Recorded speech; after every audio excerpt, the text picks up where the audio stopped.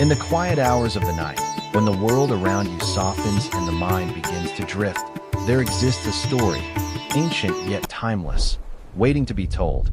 A story that has whispered through generations, through temples and forests, through the hearts of those who have sought both wisdom and wonder.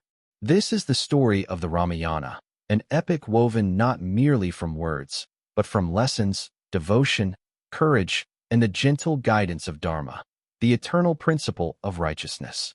It is a tale that begins in a world much like ours, yet suffused with magic, where kings ruled with wisdom, sages wandered the forests, and the very mountains and rivers seemed to hum with life. As you close your eyes and let your breath find its natural rhythm, imagine yourself standing at the edge of a kingdom both majestic and serene, where every tree whispers secrets and every breeze carries tales of heroism and love. The Ramayana is more than a simple tale of adventure. It is a mirror of the human heart, reflecting virtues that inspire, challenges that teach, and choices that define destinies. At its core is Rama, the prince of Ayodhya, whose life is a melody of devotion, courage, and unwavering moral strength. Yet, alongside him are companions and allies whose stories intertwine with his, each offering their own lessons, their own quiet reflections on loyalty, duty, and compassion. As you listen, the world of Ayodhya unfolds, not as a distant myth, but as a living, breathing realm where the sun glints off golden palaces, the forests rustle with hidden wonders, and the rivers flow with a gentle, eternal rhythm.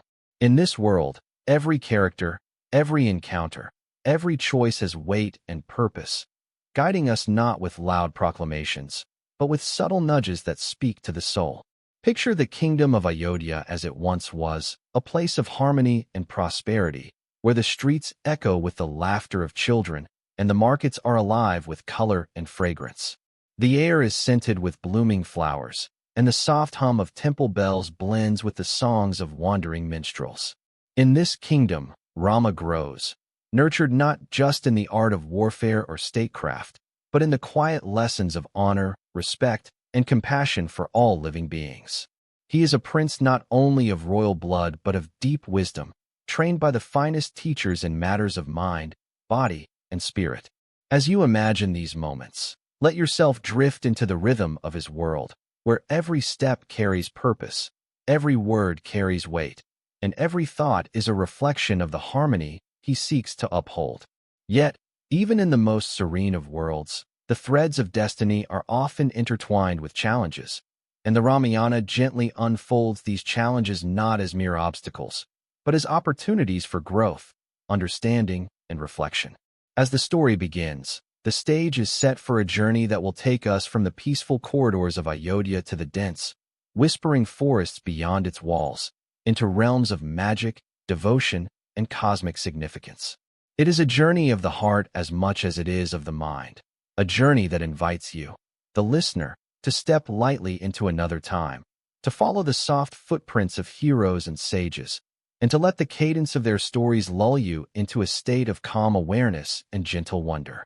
In this calm space, imagine the gentle rustling of leaves as Rama walks through the royal gardens, his mind quiet yet attentive, absorbing the lessons of life and duty. Picture the serene face of Sita, whose quiet strength and devotion illuminate every scene she enters. Consider the loyal presence of Lakshmana, always by Rama's side, a constant reminder that even in solitude, companionship brings comfort. And beyond the palace walls, envision the sages who dwell in the forest, their chants mingling with the wind, offering wisdom and insight, shaping the world with quiet patience. Each of these elements, though simple in their appearance, carries with them a depth of meaning, a rhythm of life that invites the mind to slow, to breathe, and to journey inward even as the narrative unfolds outward. As we begin this tale, let your mind settle into the gentle pace of storytelling. Let the images form softly, like clouds drifting across a twilight sky, and allow your heart to open to the quiet truths hidden within the epic.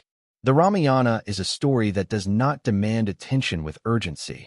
Rather, it invites contemplation, reflection, and gentle immersion.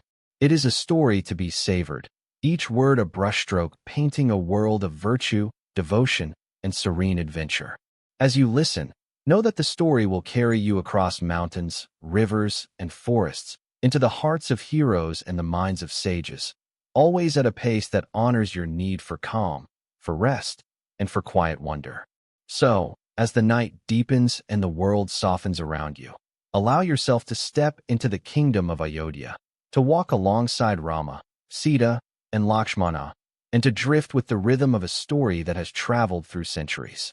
Let your thoughts become still, your breath even, and your heart receptive to the gentle wisdom woven into every moment. Here, in this space between wakefulness and sleep, between imagination and reflection, begins the tale of the Ramayana, a journey of courage, devotion, and eternal harmony, ready to guide you gently into rest, reflection, and perhaps a world of dreams painted with the colors of ancient, enduring wonder. From the quiet domestic corners and forest shadows, our journey now rises into the skies and open landscapes where the formidable Zmaj, the Slavic dragon, reigns. Unlike the subtle presences of Kikimora or the ethereal Rusalka, Zmaj embodies raw power, ancient wisdom, and the dramatic tension of mythic confrontation. Imagine a vast, misty valley at dawn, mountains outlined in soft, purple light, and the distant sound of a low, rumbling growl echoing across the hills. Somewhere above, a creature stirs, wings slicing through the morning fog, eyes glowing with intelligence and strength. Zmaj is often depicted as a massive, multi-headed dragon, each head breathing fire and moving independently, yet all bound by a singular consciousness. His scales shimmer with dark, metallic hues, reflecting sunlight like molten stone, and his wings create gusts of wind that ripple across forests and fields. Though fearsome in appearance, the dragon's presence is as much a symbol of awe and respect as of danger. In folklore, he tests heroes, guarding treasures, sacred spaces, or secret knowledge, reminding listeners that courage, strategy, and humility are necessary when facing forces greater than oneself. Imagine standing at the edge of a misty valley, the air cool and tinged with the scent of wet earth and stone. The ground trembles faintly with distant movement, and a low, rumbling growl vibrates in the chest. Somewhere above, shadows sweep across the fog, wings cutting through the soft light. This is Zmaj, a being both terrifying and majestic, whose presence commands attention, reflection, and careful observation. The tension is palpable but softened by the narrative's calm cadence, creating a hypnotic blend of awe and serenity. In many legends, Zmaj interacts with heroes and villagers, testing their courage, wit, and moral character.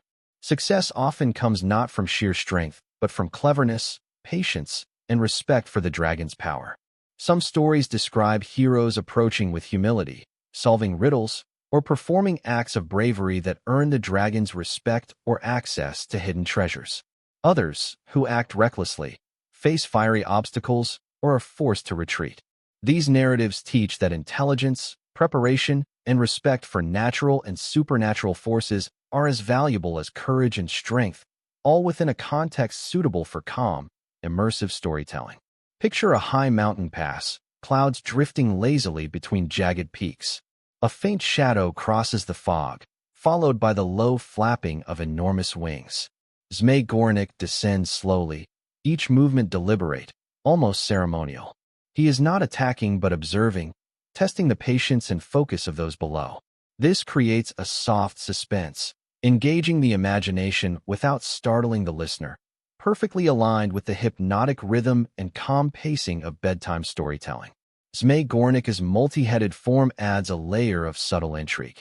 Each head may act independently, sometimes disagreeing or displaying unique expressions, yet all remain coordinated, reflecting both chaos and harmony within a single being.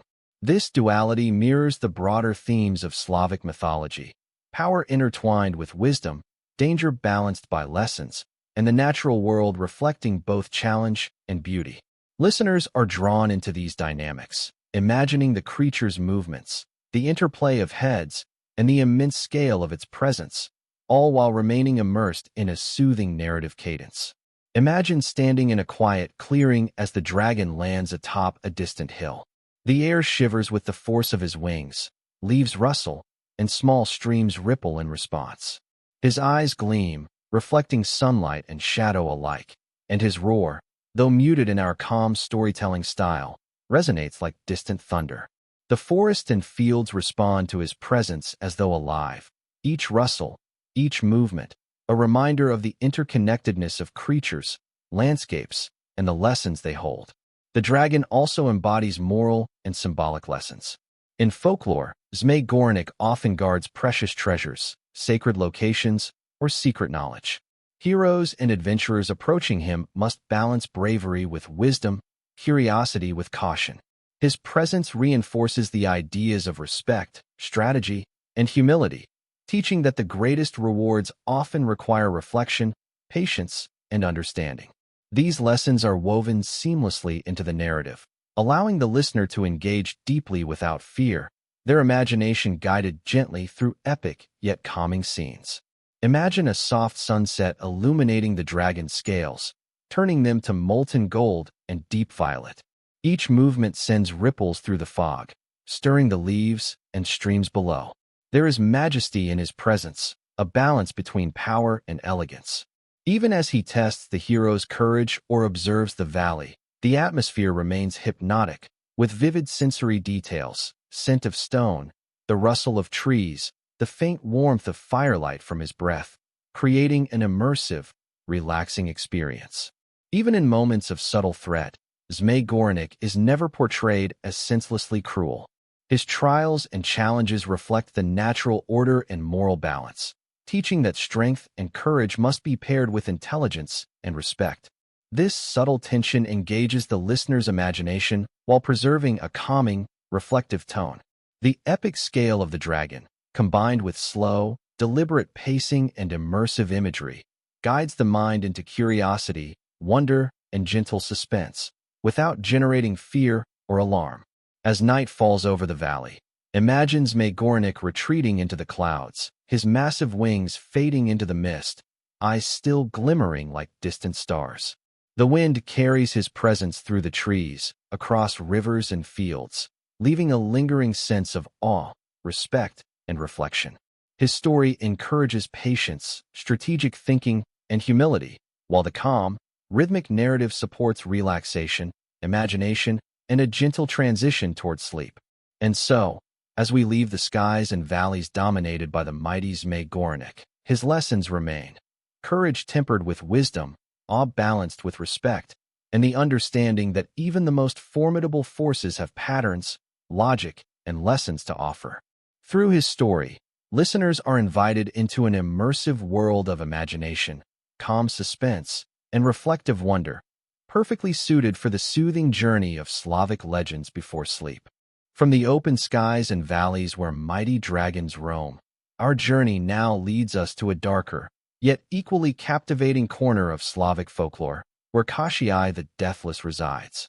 Unlike Zmai Gorenik, whose power inspires awe and respect, Kashiai embodies immortality, cunning, and a quiet, eerie menace.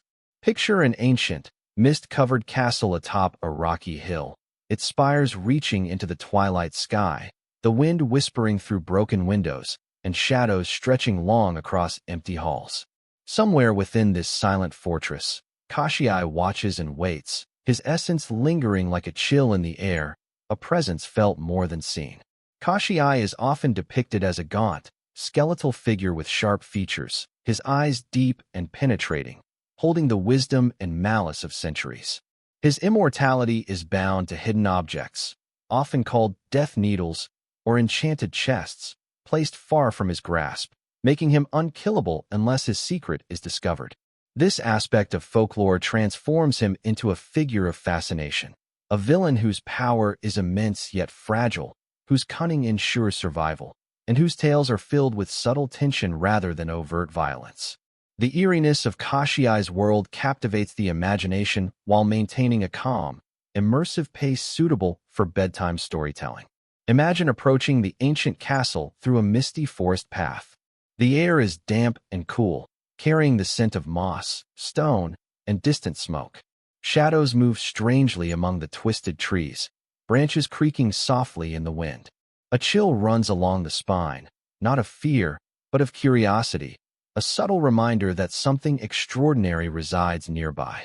This is Kashiai's domain, a place where time feels stretched, where stillness carries weight, and where every step is observed by a mind older and sharper than any living human.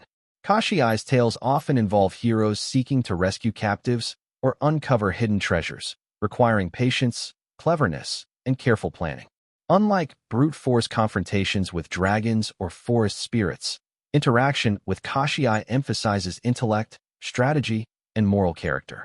Success comes from cleverness, observation, and courage tempered with thoughtfulness. These narratives create a gentle suspense that engages the listener without abrupt alarm, aligning perfectly with a calm, immersive storytelling style designed to relax the mind while maintaining attention. Picture walking through a dimly lit hall, the floor's cold stone underfoot, torches flickering softly along the walls. Every shadow seems alive, every echo carries a hint of movement. Somewhere behind a door, Kashiai waits, unblinking, his presence palpable. There is no rush, no immediate threat, only a quiet, eerie tension that draws the imagination into reflection and careful observation.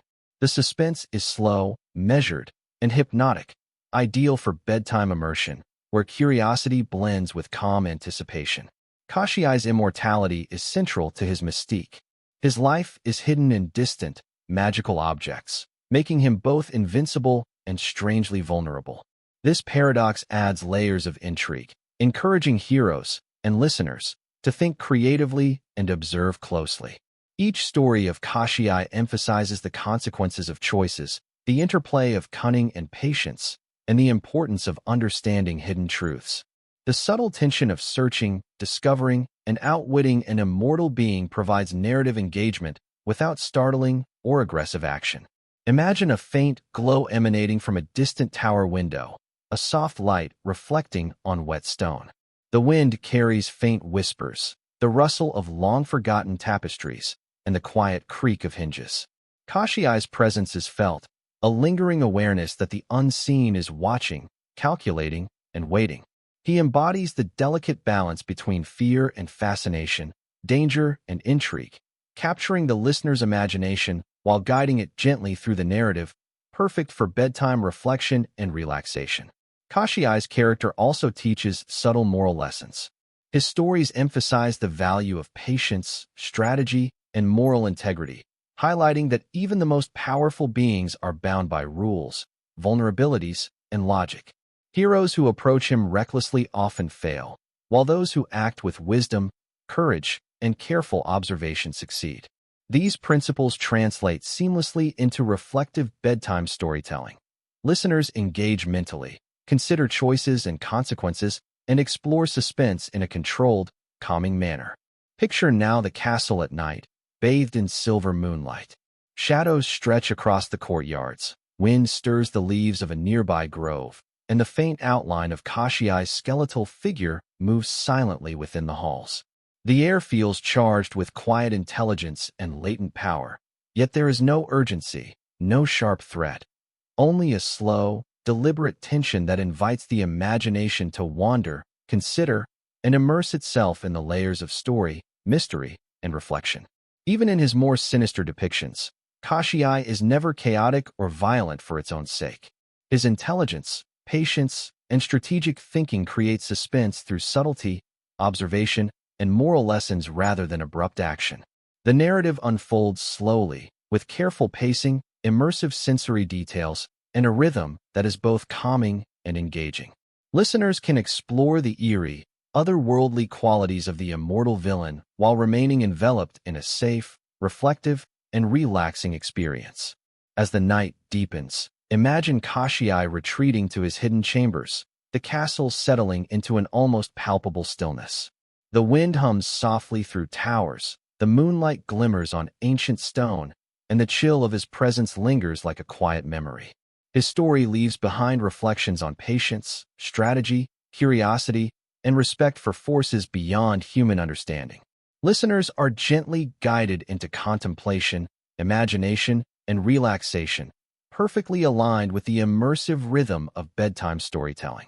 And so, as we leave Kashii the Deathless in his ancient, misty castle, the lessons linger, cunning tempered with integrity, patience paired with courage, and respect for the hidden rules that govern even the most powerful beings. His presence in the narrative invites imagination, reflection, and subtle suspense, blending eerie fascination with calm, immersive storytelling, guiding the listener deeper into the enchanting and mysterious world of Slavic legends before sleep.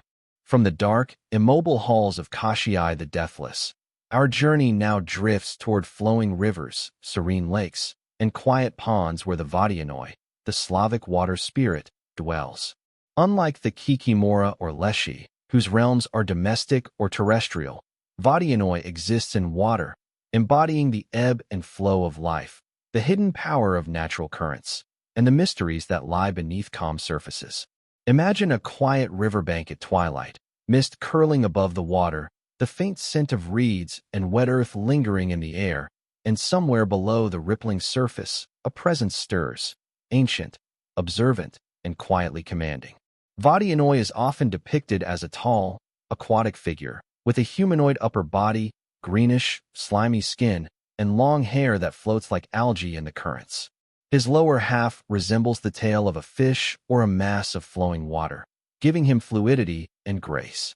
Sometimes his eyes glimmer like submerged gemstones, reflecting both the depth of his wisdom and the subtle menace of his domain. While Vadianoi is capable of wrath, particularly toward those who disrespect his waters, in the calm storytelling style we embrace, he represents reflection, respect, and the quiet power of nature rather than immediate danger. Imagine standing at the edge of a river as dusk settles, the water glimmering under fading light. Dragonflies hover over the surface, reeds sway gently in the evening breeze, and the air is filled with the earthy scent of water and moss. Suddenly, the water ripples as if something just beneath the surface is watching, moving with deliberate grace. This is Vadianoi, observing attentively, a guardian of his watery domain, reminding humans that water, like life, is fluid, alive, and deserving of respect. His presence is both calming and quietly suspenseful, creating a perfect atmosphere for immersive, sleep-friendly storytelling. Vadianoi's tales often revolve around balance and respect. He can guide fishermen to abundant catches or warn them away from dangerous currents, depending on their behavior and intentions. In some stories, he tests humans, observing their attentiveness, humility, and respect for nature's rhythms. Success is often tied to mindfulness rather than strength, emphasizing observation, patience, and thoughtful action. These narratives create gentle suspense, engaging the listener's imagination while maintaining a soothing, hypnotic pace. Picture the slow ripple of the river as a fish breaks the surface, the moonlight reflecting off the water's gentle waves. Somewhere beneath, Vadianoi stirs, his movements fluid and deliberate, creating patterns that seem to follow a quiet, hidden logic. Each ripple and reflection carries meaning, as though the water itself communicates with the attentive observer. This blending of sensory detail, subtle suspense, and calm rhythm draws the listener deep into the story, encouraging both reflection and relaxation. Vadianoi also embodies moral and symbolic lessons. His stories highlight the importance of respect for the environment, the understanding of natural cycles, and the consequences of careless or harmful behavior. Humans who honor his domain find aid and guidance, while those who act recklessly or disrespectfully may encounter subtle obstacles, such as sudden fogs, snags and nets, or unfamiliar currents. In this way, the water spirit teaches that awareness, reverence, and patience are necessary qualities when navigating both natural and supernatural realms. Imagine now the gentle flow of a moonlit stream, the water shimmering like liquid silver, reeds brushing softly against the surface. Vadianoi rises slowly, his hair drifting like underwater plants, eyes reflecting the pale light, and presence radiating calm authority. The surrounding environment responds to him. The wind softens, the water moves in gentle arcs, and distant creatures pause in quiet recognition. This creates an immersive, soothing experience, allowing listeners to feel the quiet power of water and the reflective intelligence of its guardian. In some tales, Vodyanoi interacts with other Slavic spirits, Leshy in the forests, Rusalka in lakes and ponds, or even Kikimora in homes near the water. These interactions illustrate the interconnectedness of Slavic mythology, showing that every realm, forest, home, or river is alive with observation, guidance, and subtle influence. By weaving these connections into the story, listeners experience layered narrative depth while remaining enveloped in calm, immersive pacing, perfect for bedtime storytelling. Imagine drifting along the riverbank, feeling the cool air, hearing the soft murmur of water over stones, and sensing Vodyanoj's presence beneath the surface. There is no urgency, only awareness, a gentle, mesmerizing rhythm of nature and narrative that encourages mindfulness and reflection. The subtle tension comes from the sense of an unseen intelligence in the water, never threatening, always observing, creating engagement without alarm. Even when Vodyanoj is portrayed as temperamental, his actions are not cruel without cause. They reflect the natural laws of water, the importance of respect, and the delicate balance between human ambition and environmental harmony. The narrative maintains slow, hypnotic pacing, immersive imagery, and subtle suspense, allowing listeners to explore mystery, power, and reflection in a calming, sleep-friendly context. As night deepens, imagine the river glowing under the soft light of the moon, the water's surface shimmering like a quiet mirror. Vodyanoj retreats beneath the surface, leaving gentle ripples that gradually fade. The reeds sway softly in response. The breeze carries faint water scents, and the forest beyond the river murmurs quietly. His presence lingers in the imagination, a reminder of the calm, hidden power that flows beneath the surface of life, encouraging reflection, mindfulness, and gentle wonder. And so, as we leave the serene waters of the Vodyanoj, his lessons remain: respect, patience, attentiveness, and the understanding that beneath the calm surfaces of life lies power, intelligence, and subtle guidance. His story invites the listener to immerse themselves in the gentle rhythm of water, imagination, and reflection, perfectly suited for relaxation and the quiet journey into sleep. Even in the most serene and prosperous kingdoms, life's currents sometimes carry quiet disturbances, subtle shifts that hint at the trials awaiting those destined for greatness. Ayodhya, radiant in its golden light and harmony, was no exception. King Dashratha, despite the blessings of his children and the prosperity of his reign, had unknowingly allowed tensions of the heart to take root within the palace walls. Kaikeyi, one of his beloved queens, carried in her mind the lingering influence of a promise made long ago, a boon granted by Dashratha in a moment of past devotion and trust. Though unspoken for years, this promise would gently unfold into action, subtly altering the course of destiny. The palace, usually filled with calm rhythm and laughter, now held an undertone of quiet uncertainty, a soft tension that moved almost imperceptibly through the halls and corridors, like a breeze that stirs leaves without breaking the branches. The day came when Kaikeyi, guided by counsel and the weight of her own emotions, approached King Dashratha to remind him of the boon he had promised. In her request, she sought the coronation of her son Bharata as king and the exile of Rama, the eldest prince. The king, though bound by love for all his sons, felt the heaviness of this demand press upon him. His heart, always a seat of compassion and fairness, now wrestled with sorrow, duty, and the gentle inevitability of dharma. The air in the palace seemed to still, as if the walls themselves were holding their breath. The king's grief was quiet and deep, a sorrow that spoke of love tempered by responsibility, of a father's heart torn between justice, duty, and the tender bonds of family. In this moment, the stage was set for a shift, not one of chaos or rage, but of reflection, learning, and the subtle unfolding of destiny. Rama, ever the embodiment of virtue, approached this gentle upheaval with calm and understanding. Though the decree of exile came as a surprise, his acceptance was quiet, steady, and filled with grace. He understood that life, though often serene, carries with it the duty to honor dharma above personal comfort. With a heart full of patience and unwavering respect for his father, he prepared to leave the palace, not with anger or despair, but with acceptance and serenity. Sita, sensing the weight of this moment, chose to accompany Rama, her devotion reflecting the depth of their bond and the quiet strength of her character. Lakshmana, ever loyal, vowed to walk beside them, offering both protection and companionship. Together, they embodied a calm courage, a readiness to embrace the unknown with grace and composure, turning the gentle currents of misfortune into a quiet journey of reflection and growth. The preparations for departure were marked by both solemnity and gentle care. The palace, usually alive with activity and soft laughter, now hummed with quiet purpose. Servants and attendants moved with subdued attentiveness, ensuring that the journey ahead would be safe and manageable. The royal animals, horses and elephants, sensed the shift in energy, their steps measured and careful as they prepared for the journey beyond the city walls. Even the trees in the palace gardens seemed to bow softly in the evening breeze, as if acknowledging the weight of the moment. This departure, though a turning point in the lives of the protagonists, unfolded with a calm dignity, teaching both the inhabitants of the palace and the listeners that even the most difficult moments can be approached with patience, acceptance, and reflection.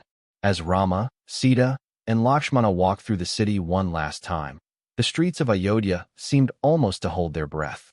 People paused in quiet observation, sensing the significance of this journey without needing words to explain it.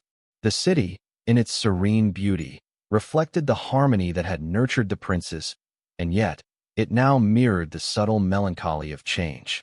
The gentle glow of the evening sun bathed the golden walls in warmth, softening the transition from comfort to uncertainty.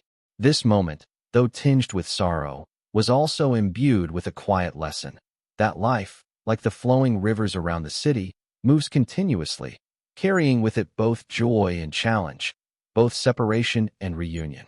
It is in the calm acceptance of this flow that true virtue and resilience are nurtured.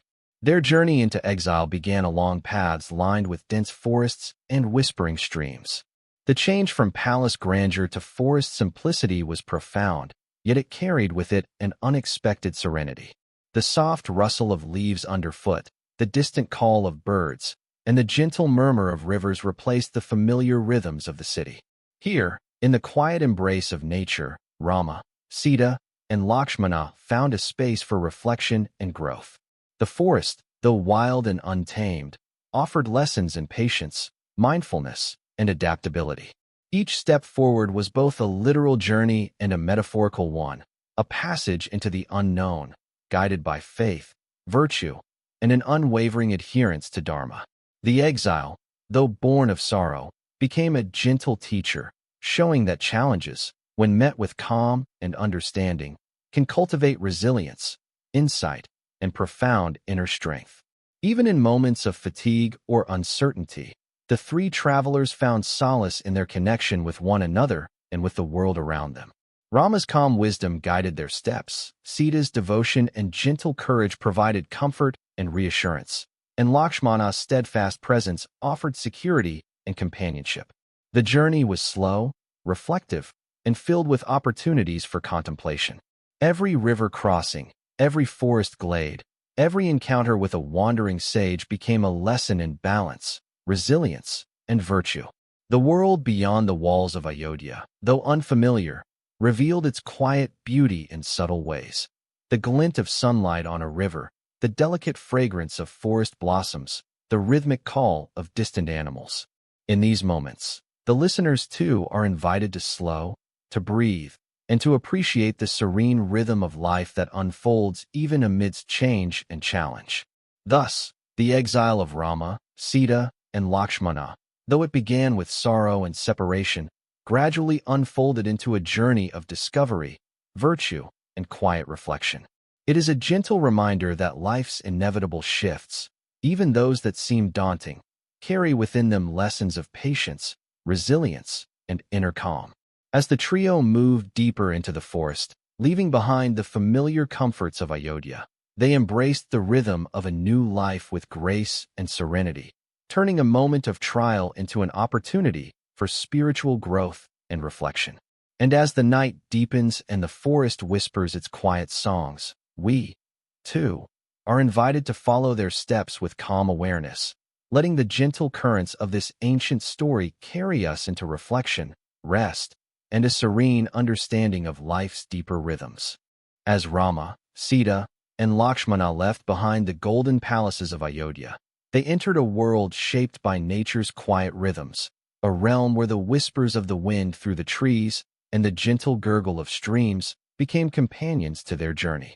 The forest stretched endlessly, dense with towering trees, flowering shrubs, and verdant canopies that filtered sunlight into soft, dappled patterns on the forest floor. Every leaf seemed to vibrate with life, every bird song a subtle hymn of continuity, and every rustling branch a reminder that life, in all its forms, carries its own quiet wisdom. Here, in the simplicity and beauty of the wilderness, the exiled trio discovered a new kind of peace, one that was slower, more deliberate, and deeply attuned to the natural order of things. The forest, though untouched by human hands, offered lessons that could not be learned in the walls of a palace. Rama, ever observant and thoughtful, began to attune himself to the subtle signs of the forest, paths worn by wandering animals, the distant echo of flowing rivers, and the gentle sway of branches that whispered of weather yet to come. These details, while delicate and often overlooked, became markers of awareness and mindfulness, teaching him patience, observation, and the interconnection of all beings. Sita, walking alongside Rama, found solace in the rhythm of the forest. She gathered fruits and herbs, tended to small acts of care, and allowed her mind to dwell in reflection and gratitude. Even the simplest activities, collecting water from a clear stream or resting under the shade of a flowering tree, became sacred acts, connecting them to the pulse of life that thrived beyond the comforts of palace walls.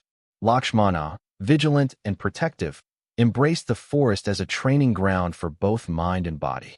With each step, each observation, and each quiet encounter with the creatures of the wilderness, he learned the delicate balance between strength and gentleness. The forest demanded attentiveness and respect. A misstep could disturb the harmony of nature. A rash action could unsettle the creatures who called it home.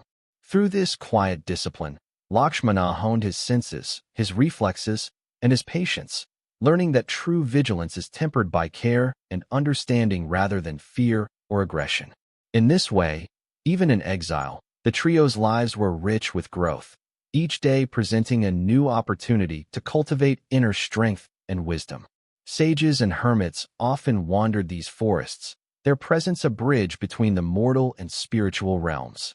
Their chants, carried softly on the breeze, mingled with the natural sounds of the forest, creating a tapestry of calm, meditative rhythm.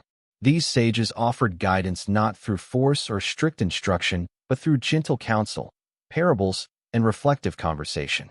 Rama and his companions absorbed these teachings with attentive minds and humble hearts, learning not only the strategies of governance and combat, but the subtler lessons of virtue, detachment, and dharma. The forest thus became a classroom without walls, a place where observation, reflection, and quiet practice nurtured wisdom and serenity. Even the challenges that arose within the forest were tempered by its gentle pace and the trio's calm approach. Occasionally, small threats emerged. A wild animal wandered near, a storm approached, or a river swelled unexpectedly. But each obstacle was met with measured thought, careful planning, and calm action. The forest, in this way, mirrored life itself. Unpredictable, vast, and full of lessons, yet capable of nurturing those who approach it with respect and awareness. Rama, Sita, and Lakshmana learned to move through these experiences not with panic or haste, but with patience and reflection, understanding that the forest's rhythms, though sometimes challenging, carried wisdom for those who chose to observe and listen. Days flowed gently into nights, and the forest revealed its quiet beauty in ever-changing ways. The dawn brought soft light, painting leaves and streams with gentle gold, while the evenings glowed with the soft amber of setting sun, casting long, peaceful shadows. Birds sang in the early hours, and as night fell, crickets and frogs took up the chorus, creating a symphony of calm sound that lulled the travelers into rest. Rama would often pause to reflect on the vastness of nature and the interconnectedness of all beings, allowing the subtle rhythm of the forest to guide his thoughts and quiet his mind.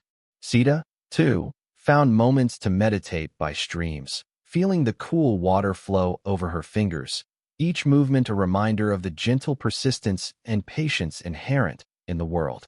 Lakshmana, though ever alert, learned to appreciate these serene moments, finding balance between vigilance and repose. The forest also provided encounters that were both extraordinary and deeply instructive. Birds, animals, and mystical beings revealed themselves in fleeting glimpses, each teaching lessons of patience, courage, and compassion. A deer crossing their path could become a meditation on gentleness, a hidden grove a sanctuary for reflection, a distant echo the voice of a wandering sage sharing wisdom on detachment.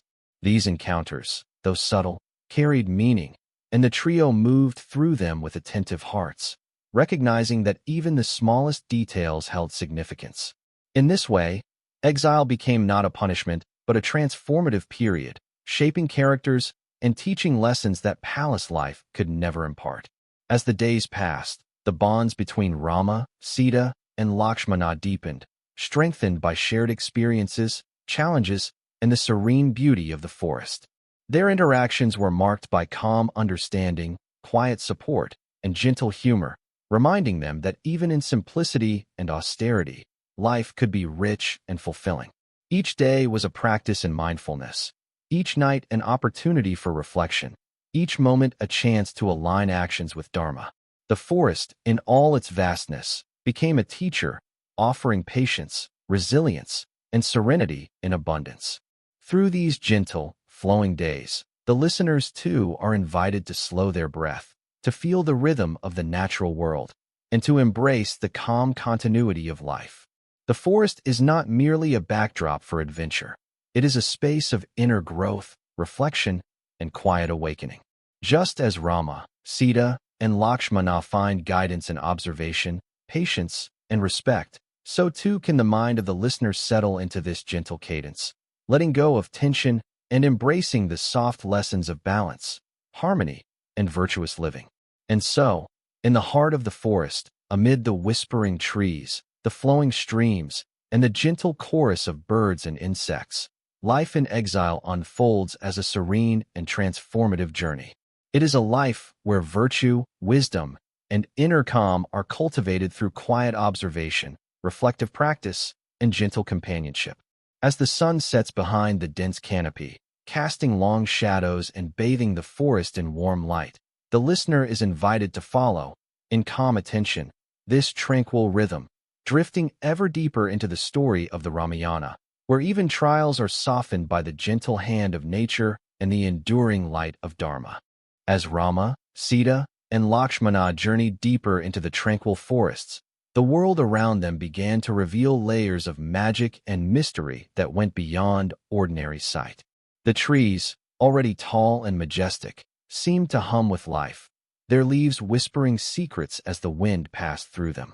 Streams sparkled as though sprinkled with starlight, and the songs of birds carried a melodic resonance that felt almost otherworldly. In this serene expanse, the forest revealed not only its natural beauty but also its mystical inhabitants, beings of extraordinary power and wisdom whose presence was subtle yet profound. They were not threats to fear, but gentle guides and teachers, each encounter a reminder that the universe is rich with hidden layers, waiting to impart insight and calm reflection. One such presence was the wandering sage, whose white beard and flowing robes seemed to merge with the morning mist. These sages moved through the forest with a quiet authority, their voices soft yet full of knowledge, their chants resonating like a gentle lullaby. They carried no weapons, only the weight of wisdom and the calm assurance that comes from a life attuned to Dharma.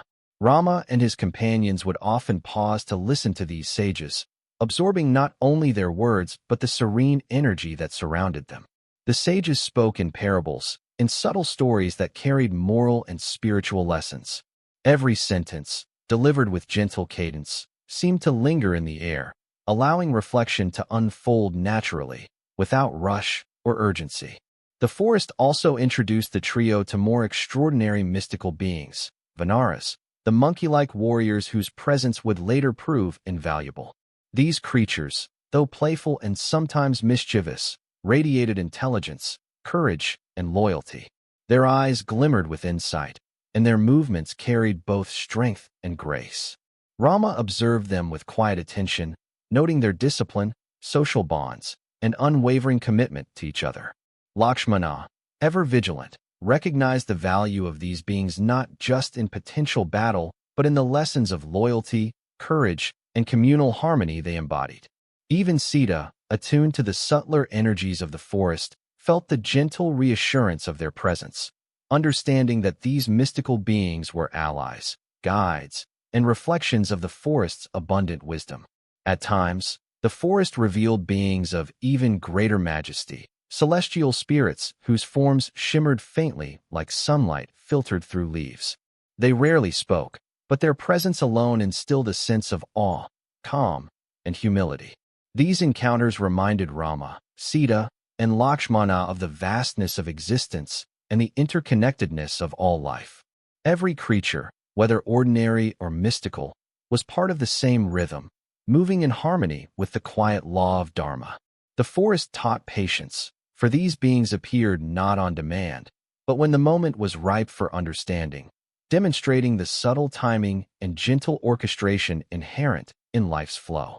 Through these mystical encounters, the young travelers began to understand the delicate balance between the material and the spiritual.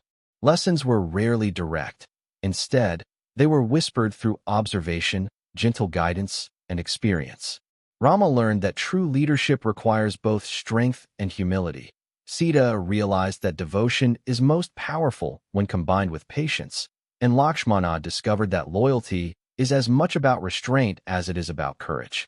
Even the listeners, following this unfolding tale, are invited to pause, breathe, and absorb these lessons, feeling the quiet wisdom flow through the narrative like a gentle stream. Occasionally, the forest offered tests in subtle forms. A river might swell unexpectedly, requiring careful thought before crossing. A path might wind into a shadowed grove, demanding attentiveness to unseen signs. A vanera might present a riddle or a playful challenge, prompting reflection and measured action. These moments, though small in scale, carried immense value, shaping the traveler's perception, resilience, and moral discernment.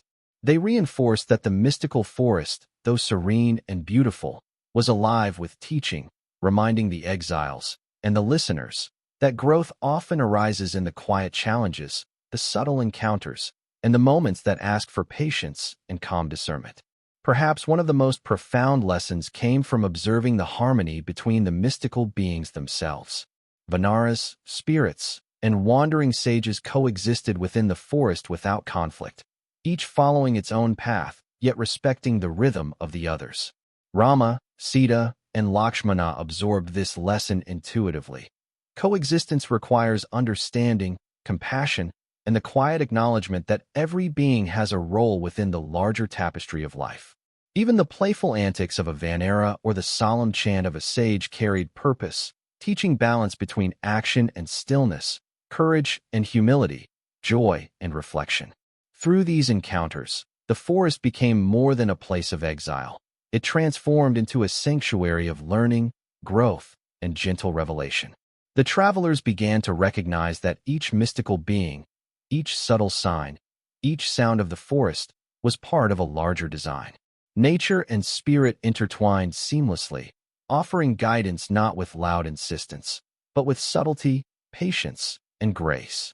Rama's calm attention, Sita's reflective presence, and Lakshmana's vigilant mindfulness allowed them to receive these teachings fully, integrating wisdom and experience into their lives, preparing them for challenges that lay ahead without diminishing their inner peace. As night fell, the forest transformed again. Soft moonlight filtered through the leaves, casting silver patterns on the ground. The nocturnal chorus of insects and animals filled the air, a rhythmic lullaby for the weary travelers. The mystical beings, too, adjusted to the rhythm of night, some retreating, some remaining, their presence a quiet reminder of the layered mysteries within the world. Rama, Sita, and Lakshmana would rest under trees whose branches seemed to cradle them gently, the forest breathing around them with patience and tranquility. Every glance at the stars above, every whisper of wind, and every gentle murmur of the forest deepened their understanding. The mystical and the mortal are intertwined. The extraordinary exists within the ordinary, and life's lessons often arrive in whispers rather than shouts. And so, these encounters with mystical beings, gentle yet profound, continued to shape the journey of Rama, Sita, and Lakshmana. The forest, alive with unseen teachers and subtle signs, became a haven of reflection, learning, and serene discovery. For the listeners, these stories offer more than adventure. They invite a slowing of the mind, a quiet contemplation of interconnectedness, and the soothing awareness that even in unfamiliar and challenging spaces, guidance, protection, and gentle wisdom abound. In the quiet rustle of leaves, the distant song of a vanera, or the soft presence of a sage, one can feel the calm hand of the universe, gently directing, teaching, and comforting. Through these tranquil and mystical encounters, the Ramayana teaches that growth, wisdom, and serenity often emerge not from comfort and ease, but from patience, observation, and attentive engagement with the world's subtle wonders. As Rama, Sita, and Lakshmana continue deeper into the forest, the story invites the listener to mirror this calm journey, absorbing the quiet lessons, resting in the rhythm of nature, and allowing the serene flow of narrative, reflection, and gentle revelation to guide both mind and spirit toward a place of calm understanding and deep, peaceful rest. As Rama, Sita, and Lakshmana journeyed deeper into the serene expanse of the forest, the quiet rhythm of their exile gradually began to change. The rustling of leaves and the gentle flow of rivers were joined by new, lively sounds, the playful chatter, distant calls, and occasional laughter of the Vanaras. These monkey-like beings, agile and spirited, moved through the forest with both freedom and purpose. Among them lived Sugriva, a Vanara prince whose life had been shaped by trials, exile, and a longing for justice. Though he had faced hardship, Sugriva's heart remained open, his mind clever, and his spirit calm. Meeting Rama was not merely a chance encounter. It was a gentle convergence of kindred souls, each poised to assist and guide the other in subtle and profound ways. Sugriva's story, though tinged with sorrow, was marked by patience and reflection. He had once ruled his clan alongside his brother Vali, a strong and powerful leader whose shadow often loomed over him. Yet life had brought Sugriva loss and displacement, teaching him lessons in humility, patience, and strategic thinking.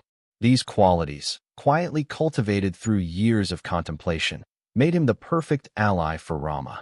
When the two met, there was no immediate fanfare, only the soft recognition of purpose and destiny. Rama's calm presence, his steady virtue, and his quiet strength resonated with Sugriva, while Sugriva's intelligence, loyalty, and gentle determination reflected back to Rama the promise of a partnership built on trust, shared goals, and mutual respect. The initial interactions between Rama and Sugriva were marked by conversation, reflection, and mutual understanding. In the dappled sunlight of the forest, they spoke of loss, duty, and the quiet guidance of Dharma. Rama shared his purpose, his desire to rescue Sita and uphold justice. And Sugriva, sensing the integrity and calm resolve in Rama's words, offered his aid. It was a meeting of minds and hearts, a quiet pact that required neither loud promises nor displays of power.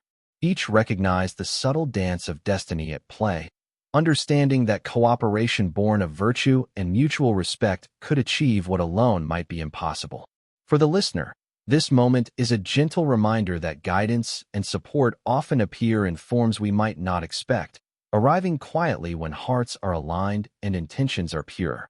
Sugriva's Vanara allies, though playful and spirited, also carried deep wisdom and extraordinary abilities. Some were swift and keen-eyed, capable of navigating the dense forest with remarkable agility. Others were strong and strategic, able to assist in tasks that required both planning and physical skill. Yet, despite their extraordinary abilities, these beings were guided not by arrogance or recklessness, but by loyalty, discernment, and a shared sense of purpose. Rama, Sita, and Lakshmana observed and learned from their conduct, understanding that true power is tempered by wisdom and that strength without virtue is fragile. The forest, now alive with Vanera life, became a dynamic classroom, teaching lessons in strategy, patience, and collaboration without a single harsh word or forced instruction. Together, Rama and Sugriva formed a subtle rhythm of planning, reflection, and trust. The forest itself seemed to acknowledge this new alliance, with streams flowing calmly, leaves rustling softly, and birds singing as if in approval. Sugriva explained the intricacies of the Vanera network, the territories controlled by different clans, and the careful balance of power that kept the forest and its inhabitants in harmony. Rama, ever observant and patient, absorbed these lessons with quiet attentiveness, his mind weaving them into strategies that were both effective and aligned with Dharma.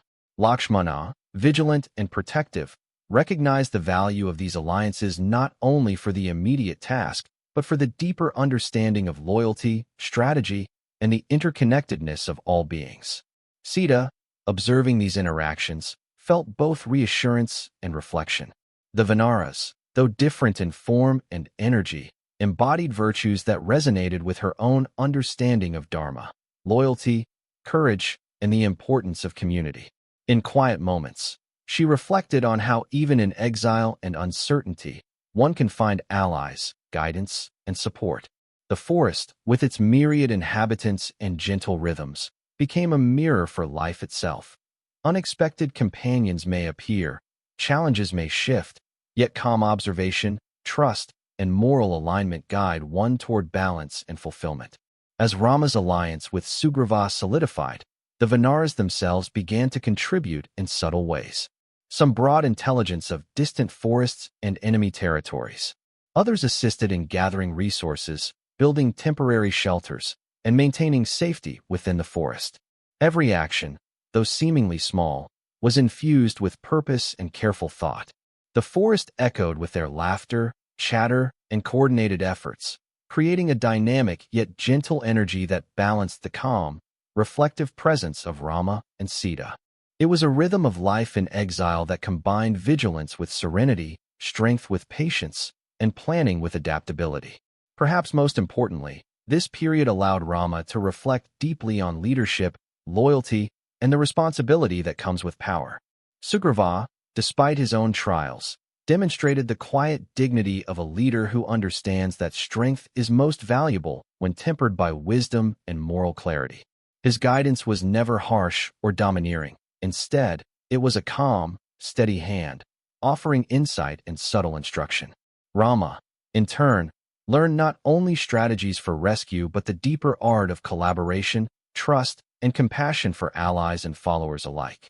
Even the forest seemed to celebrate this harmony, as if the gentle winds carried quiet approval, and the canopy overhead filtered sunlight in a soft, golden pattern over their interactions. In this tranquil rhythm of alliance, planning, and gentle reflection, the listener is invited to absorb lessons that transcend the narrative itself. The story demonstrates that guidance, support, and cooperation often come in forms unexpected, and that even those with playful spirits or different appearances may hold profound wisdom and loyalty. Life, like the forest, is layered with subtle teachers, waiting to be recognized with patience, observation, and an open heart. As day turned to evening, and the forest's nocturnal symphony began to unfold, Rama, Sita, Lakshmana, and their new Vanera allies rested beneath the sheltering trees. The soft murmur of leaves, the distant call of night birds, and the gentle hum of insects created a serene lullaby. In these quiet moments, bonds strengthened, insights deepened, and the calm energy of the forest wrapped around them like a gentle embrace. Each heart, attuned to Dharma, patience, and the rhythms of nature, prepared for the journey ahead, subtle yet profound, filled with purpose, learning, and the quiet joy of trusted companionship. Thus, the meeting with Sugriva and the Vanera allies became a turning point in the forest journey. What began as a chance encounter unfolded as a serene alliance, rich in wisdom, guidance, and moral insight. The forest, alive with mystical life and gentle rhythms, provided the perfect setting for these lessons, teaching that true strength lies not only in skill or power, but in collaboration, trust, and adherence to Dharma. For the listener, these moments offer calm reflection, the gentle unfolding of purpose, and a soft invitation to rest in the serene flow of life, even as adventures and challenges continue to emerge. As Rama's alliance with Sugriva and the Vanaras deepened, the forest began to reveal yet another extraordinary presence, a being whose devotion, courage, and subtle wisdom would leave an indelible mark on the unfolding journey. Hanuman, the monkey-faced god endowed with extraordinary strength, speed, and intellect, moved through the forest with a quiet purpose. Though his abilities were extraordinary, it was not raw power that defined him, but his unwavering devotion to Rama and his calm, reflective nature. Every action Hanuman took, whether playful, courageous, or strategic, was guided by loyalty and dharma, a gentle reminder that true heroism is rooted in virtue and steady focus rather than ego or haste. Hanuman's life was a study in dedication. Born with divine blessings, he possessed extraordinary gifts that might have tempted arrogance or frivolity, yet he chose a path of service, humility, and quiet observation. The forest, alive with its whispering trees and flowing streams, became the perfect stage for Hanuman's devotion to manifest. He observed Rama with attentive respect, understanding both the subtle needs of leadership and the delicate balance required in the alliance with Sugriva and the Vanaras. Even his strength, so remarkable that it could shake mountains or cross vast oceans, was tempered by thoughtful restraint, a lesson in the gentle integration of power and wisdom. When Hanuman first met Rama, there was an immediate recognition of purpose and alignment. Though they had not spoken of their destinies in elaborate terms, their eyes and gestures conveyed a silent understanding. Hanuman's unwavering loyalty and Rama's calm virtue were naturally aligned, and together they would accomplish extraordinary tasks. The forest seemed to acknowledge this connection, the sunlight filtering through the canopy in a soft, golden pattern, as if blessing this meeting. Sita and Lakshmana, observing from nearby, also sensed the profound energy of Hanuman's presence. His devotion was quiet yet powerful, a living example of how steadfast dedication can illuminate even the most challenging journeys. Hanuman's heroism was not limited to feats of strength or daring. It was expressed in subtle acts of service, insight, and courage. He moved through the forest with remarkable agility, scouting distant lands, delivering messages, and guiding allies with precision and care. Yet every action was undertaken with a calm, reflective mind, ensuring that no deed, however bold, disrupted the balance of Dharma or the serenity of the natural world. Even in moments of extraordinary adventure, such as scaling mountains or confronting powerful foes, Hanuman's courage was steady and composed, a beacon of calm strength that inspired all who observed him. Perhaps one of the most gentle yet profound aspects of Hanuman's presence was his ability to inspire through example. The Vanaras, inspired by his devotion, adopted his calm diligence, learning that courage is most meaningful when paired with patience, thoughtfulness, and respect for life. Rama, too, found reassurance in Hanuman's steadfast loyalty. In the quiet moments between tasks, Hanuman's presence served as a reminder that devotion is not loud or boastful but quiet, steady, and unwavering. His heroism was a soft light, guiding allies and friends alike through moments of uncertainty, trial, and reflection. The forest itself seemed to respond to Hanuman's presence. Birds sang in brighter tones, streams shimmered with clarity, and even the whisper of leaves carried a gentle rhythm that mirrored his calm energy. He moved through the canopy and across valleys with ease, yet every step was measured, deliberate, and mindful. It was as if the forest had recognized his heart, his virtue, and his devotion, and responded in kind, making the unseen currents of life move gently to aid his efforts. For the listener, this interplay of action, calm, and reflection becomes a lesson in how inner virtue can shape the external world, even subtly, without force or disturbance. Sita, observing Hanuman, felt a deep sense of reassurance and calm. She recognized that his loyalty was not merely to Rama as a prince, but to the higher principles of righteousness and dharma. In quiet moments, she reflected on how devotion, tempered by wisdom and humility, can provide stability in times of uncertainty.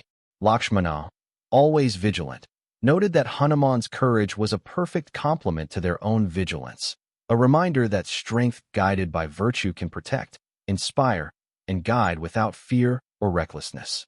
Even the listeners, enveloped in the calm narrative, can sense the gentle rhythm of this lesson. Heroism rooted in loyalty and dharma is both profound and serene, quietly shaping the flow of events around it. Hanuman's early deeds, though filled with subtle heroism, foreshadowed the larger adventures to come. Whether locating distant lands, delivering messages of hope, or quietly observing situations before acting, he consistently demonstrated the delicate balance of courage, insight, and reflection. Each encounter, each task, each gentle leap through the forest taught him, and those who watched, that true strength is inseparable from moral clarity and serene purpose. Even in moments of apparent danger, his calm and focused mind ensured that no unnecessary harm was done, that no rash decision disrupted the harmony of the forest or the balance of dharma guiding the journey. The devotion Hanuman held was also deeply relational. It was not only a connection to Rama as a prince or as a friend, but a spiritual alignment with purpose, duty, and the cosmic flow of dharma. This devotion guided every decision, every leap, every flight across mountains and rivers. It inspired others, teaching patience, trust, and unwavering commitment. Even in playful moments, Hanuman's actions reflected thoughtfulness, a clever trick to lighten spirits, a small act to aid a companion, or a gentle warning of unseen danger. In every facet, he modeled how heroism and devotion are most powerful when calm, reflective, and rooted in understanding. The listener, enveloped in the soft cadence of this story, is invited to absorb the gentle lessons Hanuman provides. Strength without restraint can be harmful. Courage without devotion is incomplete. Power without wisdom lacks grace. Yet when courage, strength, and intelligence are combined with humility, loyalty, and calm reflection, they become a profound force, capable of shaping events, inspiring allies, and gently guiding the flow of life itself. Hanuman's presence embodies this principle, a soft yet luminous guide whose quiet heroism resonates through forests, hearts, and the unfolding narrative. As night fell in the forest, Hanuman rested among the trees, his eyes alert yet calm, reflecting the glow of moonlight filtering through the canopy. The gentle chorus of nocturnal creatures serenaded the travelers, blending with the distant murmur of streams. In this tranquil environment, the bonds between Rama, Sita, Lakshmana, and Hanuman deepened, their relationships anchored in calm understanding, mutual respect, and shared purpose. The forest, alive with mystical life and subtle guidance, became a sanctuary for growth, reflection, and gentle preparation, nurturing both heroes and listeners alike for the challenges that lay ahead. Thus, Hanuman's devotion and heroism, serene yet extraordinary, became a guiding light in the journey of Rama, Sita, and Lakshmana. His presence teaches that true heroism is quiet, unwavering, and morally grounded, that courage is most potent when paired with reflection, and that devotion, expressed through action and restraint, can illuminate the path through even the most complex challenges. For the listener, these lessons unfold gently, like a lullaby of virtue, strength, and serene wisdom, inviting calm, reflection, and a peaceful immersion into the epic world of the Ramayana. The forest, vast and alive with subtle rhythms, became the stage for one of the most gentle yet intense quests in the Ramayana, the search for Sita. After her abduction by the demon king Ravana, Rama's heart, though heavy with sorrow, remained calm and steadfast, guided by patience, reflection, and an unwavering sense of dharma. This search was not fueled by panic or impulsive action, but by thoughtful strategy, careful observation, and the quiet collaboration of allies. Each step through the dense forest, each river crossed, and each hill traversed became a lesson in perseverance, humility, and serene determination. The journey was long and filled with challenges, yet it carried with it a sense of purpose and a subtle rhythm, inviting both travelers and listeners to follow along in calm attention. Rama's approach to the search was marked by careful planning and quiet observation. The forest, with its winding paths and hidden groves, required him to move with both patience and precision. He and Lakshmana consulted the Vanaras, whose intimate knowledge of the terrain proved invaluable. Sugriva, acting as a wise and gentle guide, coordinated teams to scour different regions, ensuring that no corner of the vast forest was left unchecked. Even amidst the urgency of locating Sita, the travelers maintained a calm and steady pace, demonstrating that persistence guided by wisdom can achieve far more than haste driven by panic. The forest seemed to respond to this careful rhythm, opening paths, revealing signs, and providing subtle guidance through its natural cues. Hanuman, with his devotion and extraordinary abilities, played a critical role in this serene quest. He moved across forests, hills, and rivers with quiet speed and grace, observing signs, seeking information, and reporting back with precision. Yet even in his swift movements, there was a calm deliberation. No action was reckless, no leap taken without thought. Hanuman's heroism was thus intertwined with intelligence and virtue, demonstrating that power, when guided by loyalty and discernment, becomes both effective and harmonious. Through his eyes, the forests revealed hidden signs, footprints, whispers of creatures, and subtle changes in the environment that hinted at Sita's presence and her direction of movement.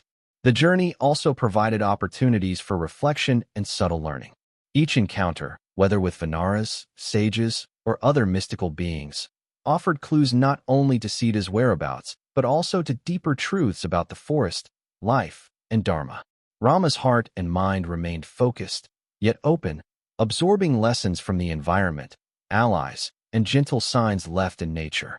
Streams flowing quietly through valleys, birds moving in purposeful patterns, and even the rustling of leaves seemed to provide guidance. Sita's spirit, strong and serene despite her trials, radiated energy that subtly guided the devoted searchers, reinforcing the idea that virtue and moral clarity create their own kind of light, detectable even in the most challenging circumstances. Lakshmana, always vigilant, complemented Rama's measured leadership. While Rama strategized and reflected, Lakshmana ensured the safety and well-being of the search parties. He monitored paths, anticipated obstacles, and maintained a gentle watch over both the forest and its inhabitants, creating a quiet sense of order amidst the sprawling wilderness. This balance of leadership, vigilance, and calm action allowed the search to progress efficiently without disrupting the serenity of the forest or the lessons it offered. The gentle flow of their movement, combined with careful observation and patient effort, reinforced the notion that true diligence is steady and composed, not frantic or forceful. Sugriva's Vanara network, inspired by loyalty and Hanuman's example, became an extension of Rama's calm determination. Groups of Vanaras moved quietly and efficiently through the forest, noting subtle signs, following trails, and reporting back with insights. Each action was measured, thoughtful, and infused with respect for the forest and its creatures. Even small encounters, a bird leading the way, a river current indicating direction, or a distant grove revealing footprints, were observed with careful attention, demonstrating that the natural world can offer guidance when approached with mindfulness and patience. The alliance between humans and Vanaras exemplified harmonious collaboration, a lesson in trust, respect, and gentle coordination. Throughout this search, the presence of mystical beings continued to influence the journey. Forest sages, Vanaras with extraordinary abilities, and subtle spirits contributed insight, guidance, and gentle warnings. The travelers learned that the forest was not simply a physical space, but a living, responsive entity that conveyed wisdom through signs, sounds, and encounters. Each subtle revelation required calm observation and reflection, emphasizing that understanding often comes in whispers rather than shouts. For the listener, this creates an immersive sense of the forest as both a physical and spiritual landscape, a place where patience, awareness, and moral clarity reveal paths even in the midst of uncertainty. The search was also a test of resilience and inner calm. Rivers swelled with rain, paths twisted into hidden valleys, and hills rose steeply into the horizon. Each obstacle could have frustrated the travelers. Yet Rama, Sita's guiding spirit, and his loyal companions approached every challenge with composed determination. The forest, though vast and occasionally daunting, revealed its secrets gradually, rewarding persistence guided by virtue rather than haste. Even moments of fatigue were softened by reflection, quiet rest, and the gentle rhythm of nature. An enduring reminder that perseverance combined with mindfulness allows challenges to be navigated with grace. Hanuman's encounters during this search revealed both his devotion and subtle heroism. At times, he would leap over vast stretches, observe from heights, and interact with creatures that held clues to Sita's location. Yet every action was calm, deliberate, and respectful, embodying the principle that strength guided by virtue is most effective.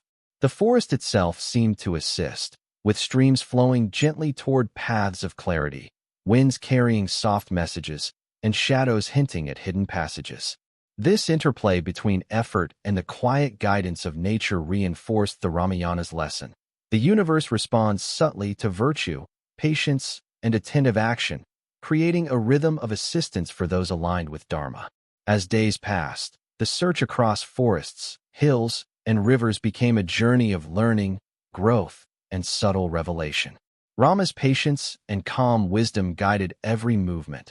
Lakshmana's vigilance ensured safety and clarity. Sugriva's strategy coordinated efforts, and Hanuman's devotion illuminated paths that might otherwise have remained unseen.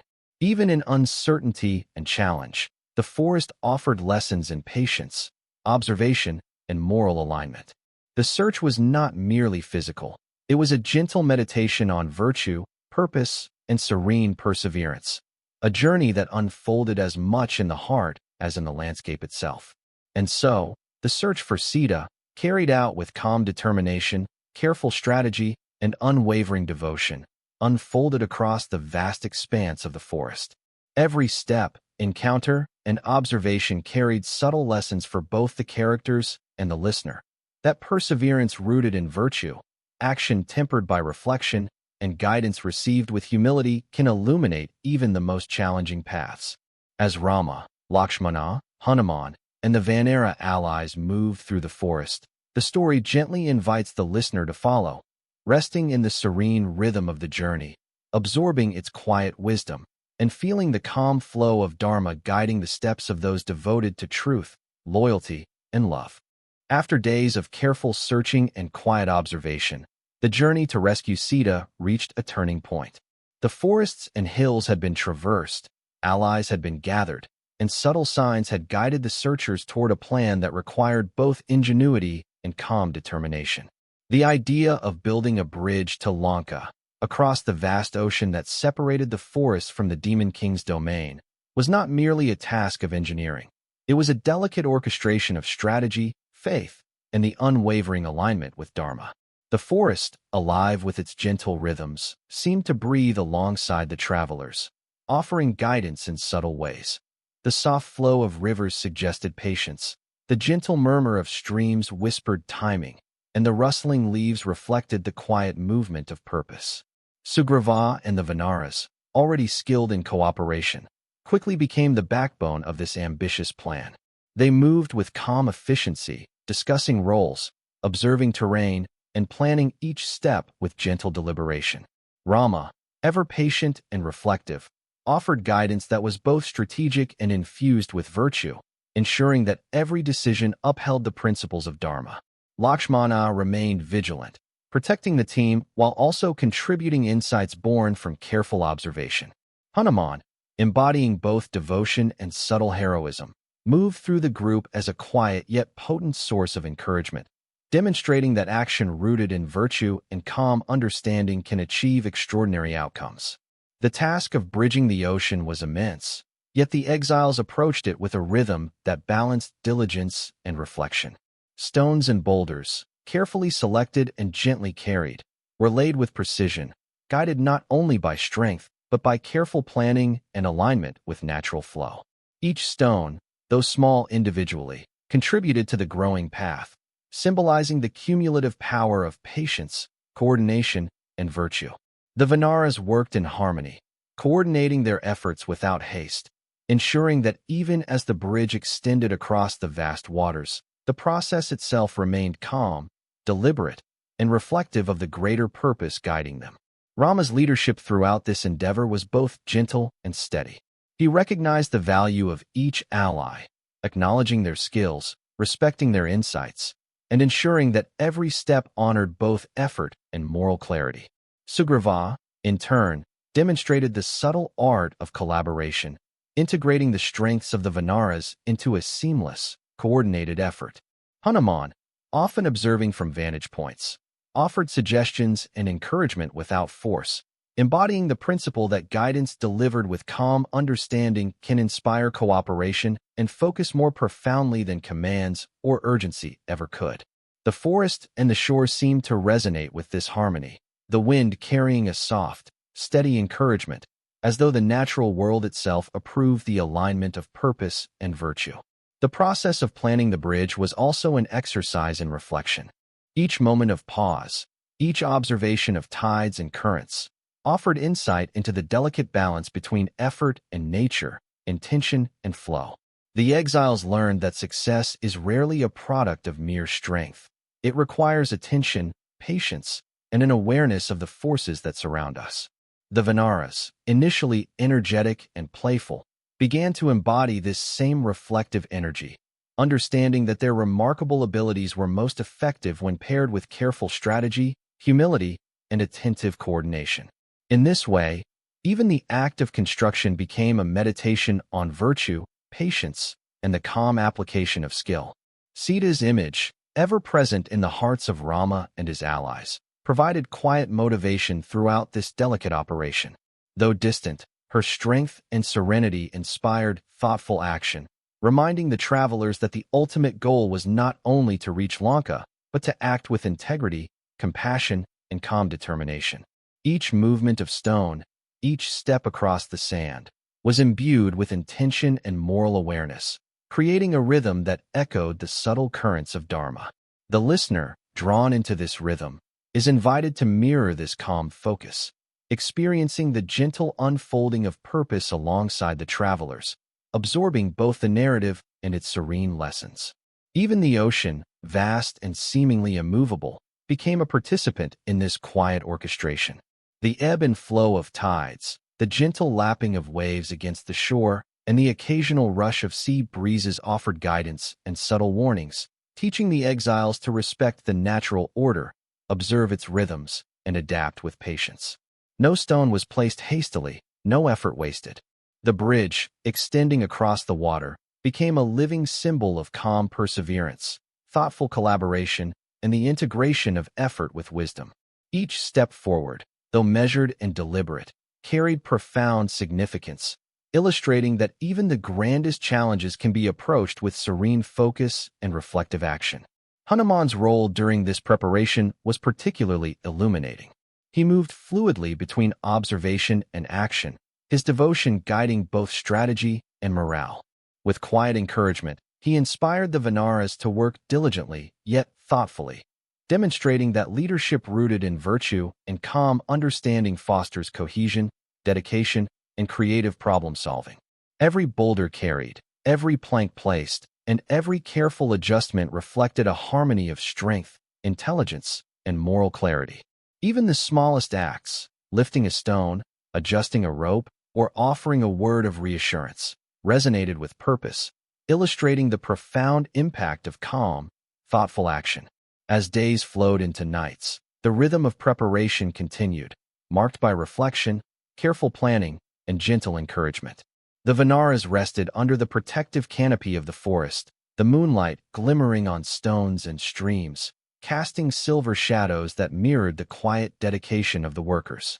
Rama and Lakshmana observed, discussed strategy, and reflected on the balance between urgency and patience, while Hanuman quietly attended to both practical and spiritual needs, ensuring that every action aligned with Dharma.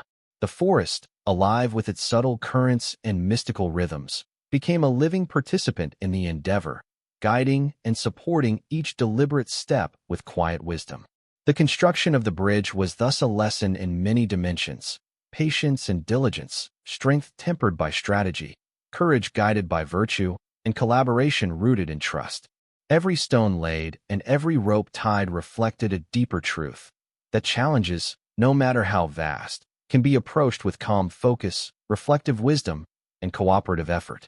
The listener, immersed in this serene narrative, can feel the rhythm of these actions, absorbing both the story and the underlying principles of dharma, patience, and virtue. In this way, the bridge to Lanka becomes more than a physical path. It symbolizes the integration of purpose, moral clarity, and gentle perseverance in overcoming obstacles. Finally, as the bridge neared completion, the travelers and allies paused to observe their work, reflecting on both the enormity of the task and the calm precision with which it had been achieved. Every stone, every carefully positioned plank, every coordinated movement was a testament to patience, diligence, and alignment with virtue. The ocean, once vast and intimidating, now seemed to welcome the careful, thoughtful path that had been laid across its surface. Rama's heart, steady and serene, acknowledged the quiet triumph of effort guided by wisdom and the harmonious collaboration of allies. The bridge stood not only as a passage to Lanka, but as a living symbol of perseverance, moral clarity, and calm determination. Themes that resonate deeply both within the narrative and for the listener, inviting reflection, serenity, and restful absorption. As the bridge to Lanka stretched across the tranquil waters, the distant silhouette of the island emerged through the morning mist. The golden spires of Ravana's city glimmered faintly in the early light, a reminder of the trials yet to come. Rama, Sita's gentle image guiding his heart, observed the distant land with calm determination. Though the battle ahead was formidable, there was no panic, no hurried rush, only measured preparation, strategic observation, and steady focus. Every member of the alliance, from the disciplined Vanaras to the vigilant Lakshmana and the devoted Hanuman, understood that courage coupled with patience and moral clarity could overcome even the most daunting obstacles. The sight of Lanka brought both anticipation and reflection. Rama contemplated the path ahead, understanding that the battle was not merely one of strength, but of virtue, wisdom, and dharma. Ravana's power was immense, his army vast and disciplined, yet Rama's heart remained serene, guided by righteous purpose and moral certainty. He reminded himself and his allies that true victory lies not merely in conquest, but in alignment with higher principles, compassion, justice, and respect for life. The ocean, calm beneath the rising sun, mirrored this steady resolve, a gentle companion in the quiet preparation of the heart and mind. Sugriva and the Vanaras, inspired by Rama's composed leadership, coordinated the troops with efficiency and calm focus. Each unit had a clear purpose. Scouts would observe the movements of the enemy, strategists would plan approaches and formations, and warriors would remain vigilant yet patient, waiting for the precise moment to act. The forest and the bridge had trained them in cooperation, careful attention, and subtle strategy, and now those lessons were applied to a grander stage. Even the smallest actions, aligning a formation, signaling with gestures, or observing an enemy patrol, were executed with deliberate care, emphasizing that calm precision often outweighs haste or impulsive bravery. Hanuman, ever devoted and observant, moved gracefully along the bridge, monitoring the readiness of each troop and offering guidance where subtle adjustments were needed. His presence, a blend of quiet heroism and reflective vigilance, inspired confidence and focus. The Vanaras, attuned to his calm energy, mirrored his disciplined yet gentle approach. In this way, every movement across the bridge became part of a harmonious rhythm, a meditation of purpose, loyalty, and thoughtful action. The forest and the ocean seemed to participate in this rhythm, their gentle currents and whispering winds reinforcing the subtle cadence of preparation. Rama's mind, though calm, was sharp and attentive. He studied the distant spires, observing patterns in the movement of Ravana's forces. He anticipated challenges not with fear, but with reflective planning, recognizing that understanding the terrain, timing, and disposition of allies and enemies alike could turn obstacles into opportunities. Lakshmana, attentive and protective, remained close, ensuring the safety of the leaders and maintaining a subtle, watchful presence over the assembled troops. Each heartbeat, Each breath, each observation contributed to a state of calm readiness, emphasizing that vigilance and serenity can coexist, guiding both action and reflection. The psychological landscape of the approaching battle was also carefully managed. The Vanaras, though brave and eager, were encouraged to move with patience and mindfulness. Sugriva, balancing the enthusiasm of his troops, reminded them that impulsive action could jeopardize not only the mission but the harmony of the alliance. In quiet moments, troops rested beneath trees or along the shoreline, absorbing the soft rhythm of the waves, the gentle caress of the wind, and the subtle guidance of Rama's calm example. This integration of preparation, reflection, and relaxation created a state of equilibrium, ensuring that the mind and body were aligned for the challenges to come. The approach to Lanka was marked by strategic observations. Scouts moved discreetly, noting the positions of guards and the layout of fortifications. The Vanaras observed quietly from treetops and rocks, using patience and subtlety rather than force to gather intelligence. Each insight, though seemingly minor, contributed to the grand plan, demonstrating that careful attention to detail is often as powerful as acts of courage or feats of strength. Rama encouraged thoughtful reflection at every stage, reinforcing the principle that dharma, patience, and moral clarity form the foundation of effective action. Even in anticipation of the battle, moments of calm reflection were preserved. Rama often paused on the bridge, gazing at the shimmering waters, drawing inner strength from the serene rhythm of the ocean. Sita's image, vivid in his mind, served as both motivation and a reminder of the higher purpose guiding every action. The gentle rustle of leaves, the soft chorus of birds, and the occasional playful chatter of Vanaras offered a soothing counterbalance to the intensity of the moment. In these pauses, the alliance absorbed lessons of focus, patience, and moral resolve, preparing not only their bodies but their minds and hearts for the trials ahead. The forest and natural surroundings, though distant from Lanka itself, played a subtle role in this preparation. Observing the wind patterns, noting currents in the water, and tracking the flight of birds all provided clues that enhanced planning and timing. Nature became a quiet mentor, reminding the exiles that awareness, attentiveness, and reflection can reveal paths and solutions that might otherwise remain hidden. The calm observation of the environment instilled confidence and clarity, reinforcing the rhythm of thoughtful preparation. As the first units of Vanaras began to cross toward Lanka, the moment felt both delicate and profound.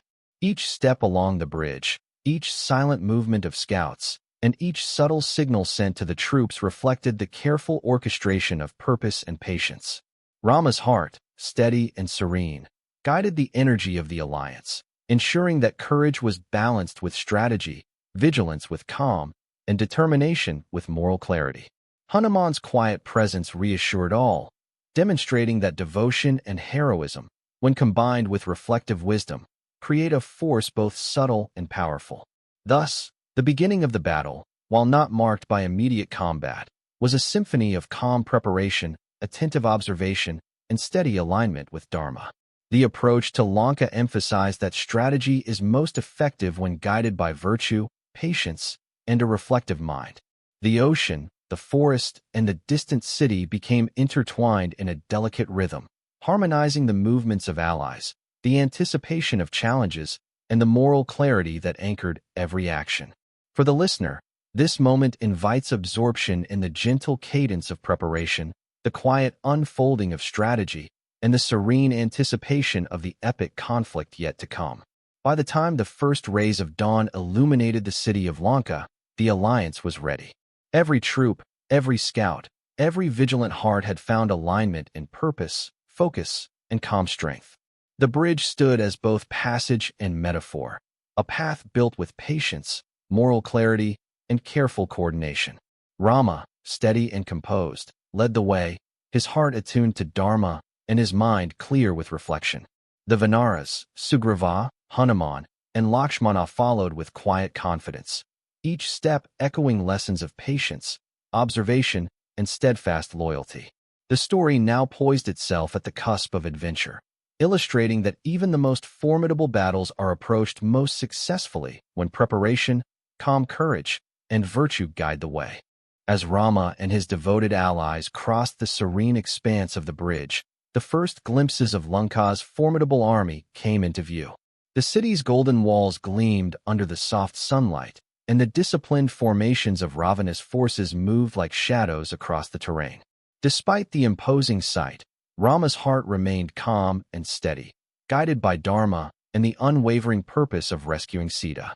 Every action, every decision, and every observation was measured and reflective, ensuring that courage was paired with moral clarity and strength with restraint.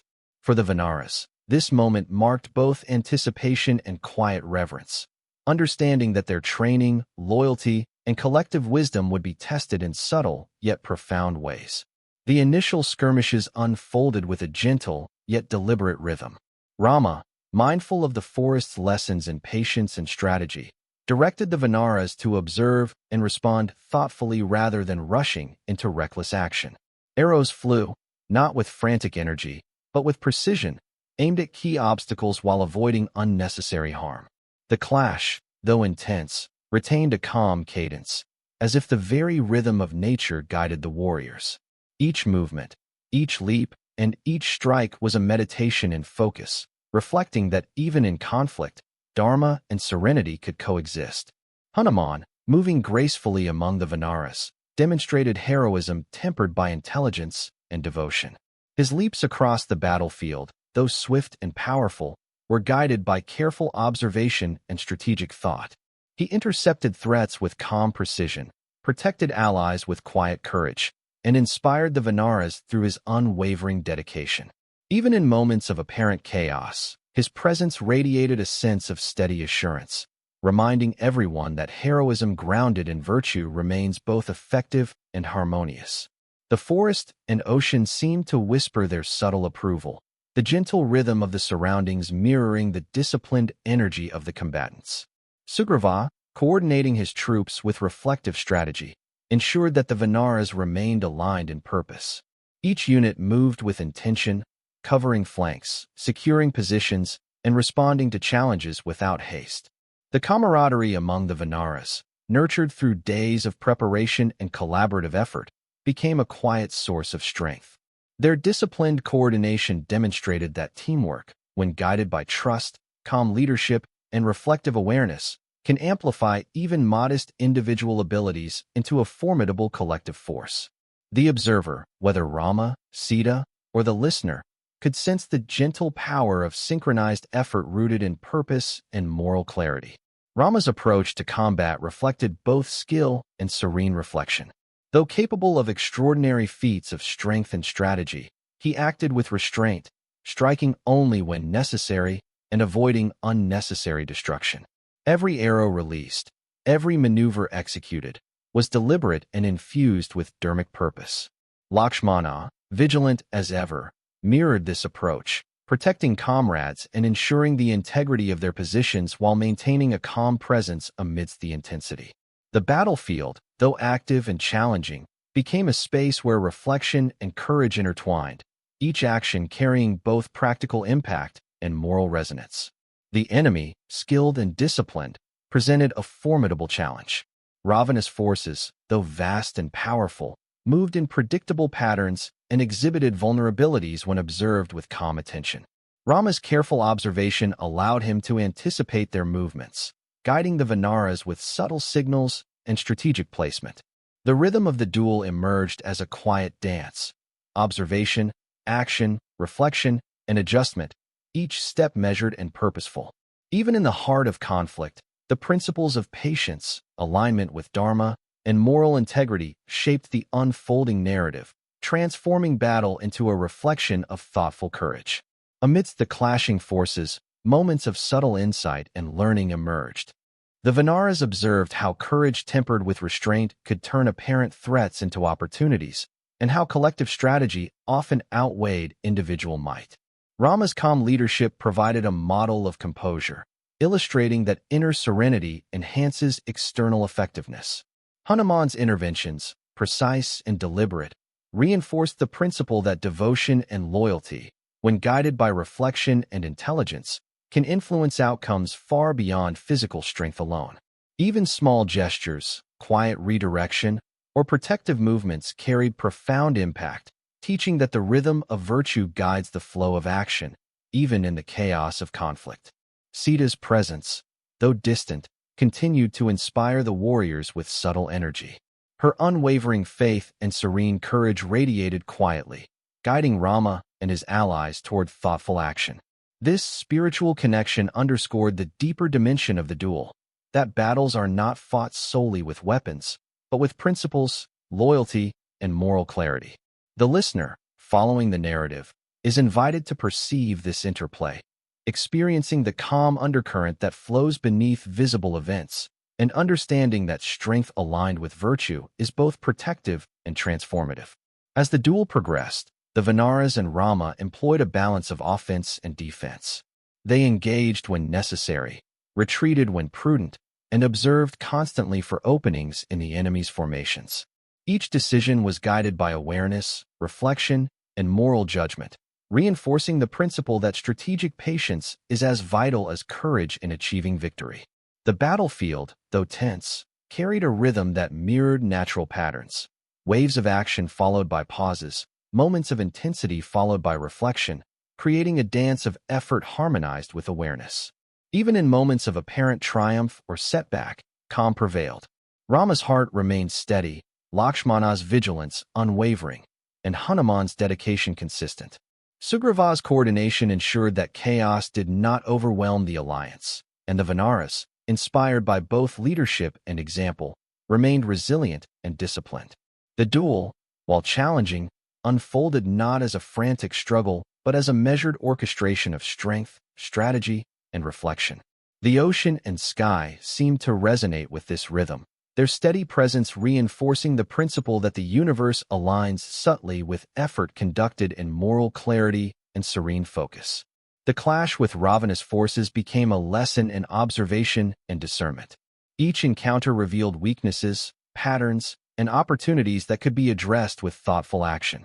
Patience, composure, and careful timing emerged as important as strength or courage.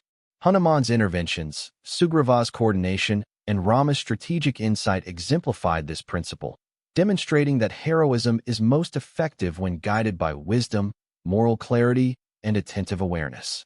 Even the Vanaras, playful and spirited, internalized these lessons, transforming exuberance into disciplined energy without losing the joyful vitality that sustained their spirits.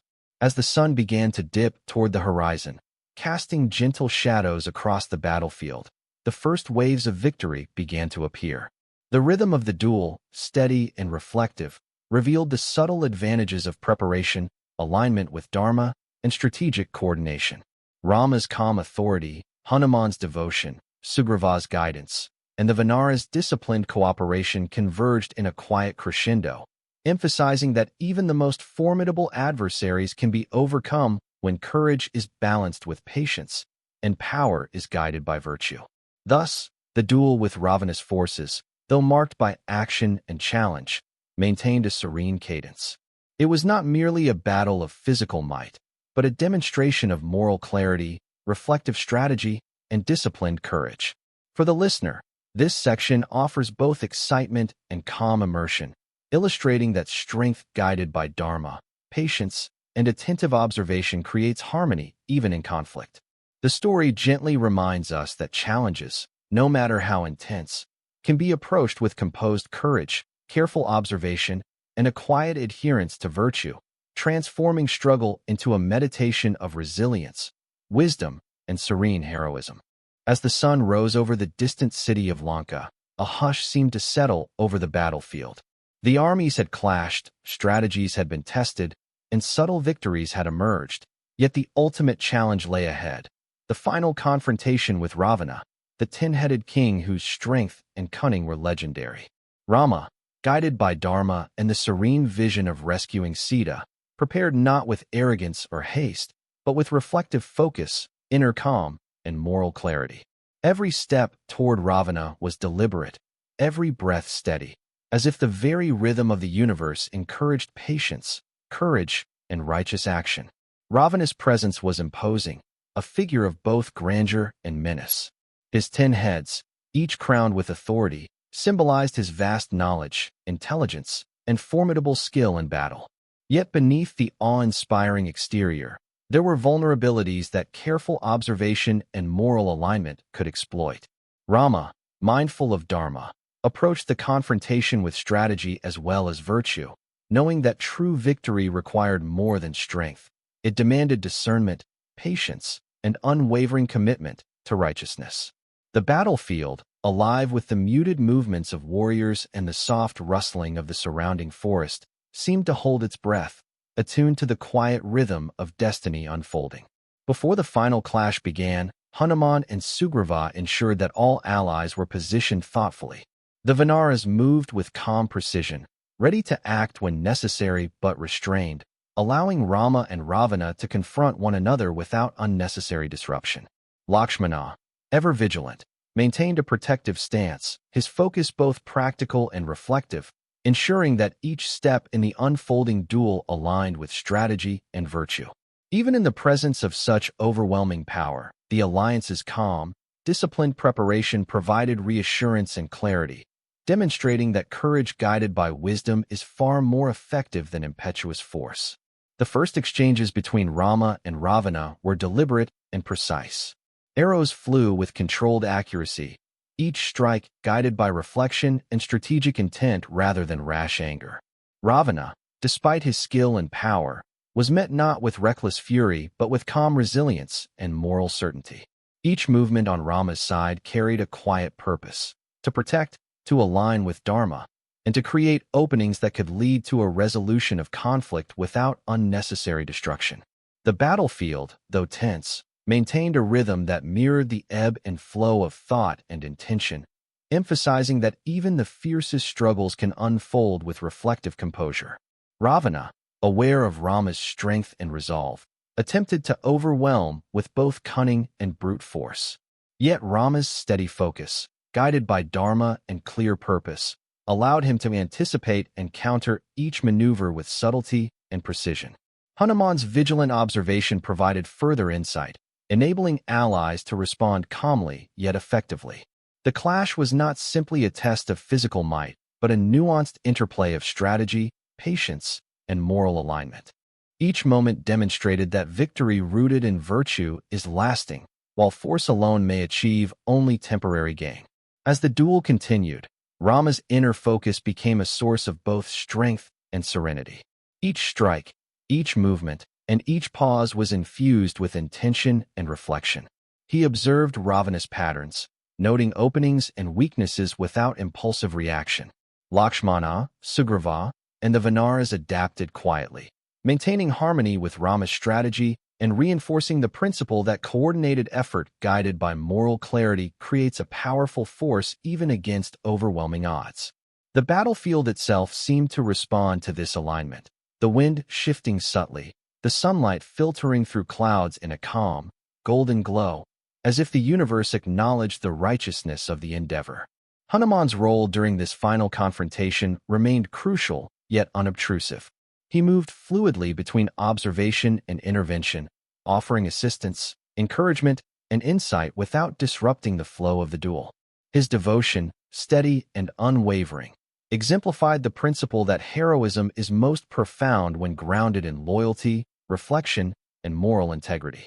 The Vanaras, inspired by his calm yet courageous presence, remained disciplined and attentive, ready to act when necessary, but restrained by their alignment with Dharma. Even in moments of extreme tension, this quiet guidance ensured that the battle retained both purpose and serenity. Ravana, formidable as he was, could not match the combination of strategy, moral clarity, and devoted courage that guided Rama. Each of his attacks was met with thoughtful defense, careful observation, and precise counteraction. The rhythm of the duel became a subtle interplay, movement followed by reflection, force met with measured response, and opportunity seized with intention. The clash, while intense, remained composed and deliberate, illustrating that true mastery in both battle and life arises from the alignment of strength with virtue, courage with patience, and action with moral clarity. As the final moments approached, Rama's calm determination crystallized into decisive action. He recognized the subtle patterns in Ravana's defenses, the vulnerabilities that reflected the limitations of pride and attachment, and the openings that could lead to a just resolution. Every arrow released, every movement executed, was infused with the certainty that Dharma must prevail. The Vanaras, Sugriva, and Lakshmana provided quiet support, ensuring that the culmination of this epic confrontation unfolded with precision, coordination, and reflective courage. Even the surrounding environment, the soft rustle of trees, the gentle shimmer of water, and the shifting light, seemed to harmonize with the unfolding destiny. In the end, it was the combination of virtue, focus, and unwavering devotion that allowed Rama to overcome Ravana. Each strike, guided by reflection and dharma, brought the conflict to a measured and just conclusion. The ten-headed king, despite his immense power, succumbed not merely to physical force but to the balanced and morally aligned strategy that Rama exemplified. The battlefield, though marked by moments of tension and challenge, remained a testament to the principle that righteous courage, when tempered by patience and moral clarity, achieves outcomes far beyond raw strength alone. After Ravana's defeat, the moment was quiet and profound. The armies paused, the forest seemed to exhale, and the air carried a serene stillness. Victory was not marked by celebration alone, but by reflection on the journey, the alignment with Dharma, and the calm resolve that guided every action.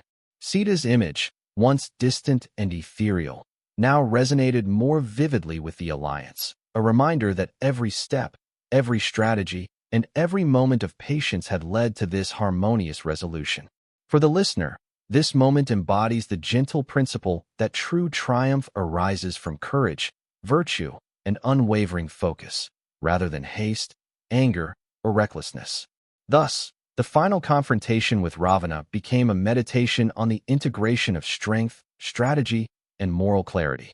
The epic duel, while dramatic, unfolded with a rhythm of calm determination, reflective observation, and purposeful action.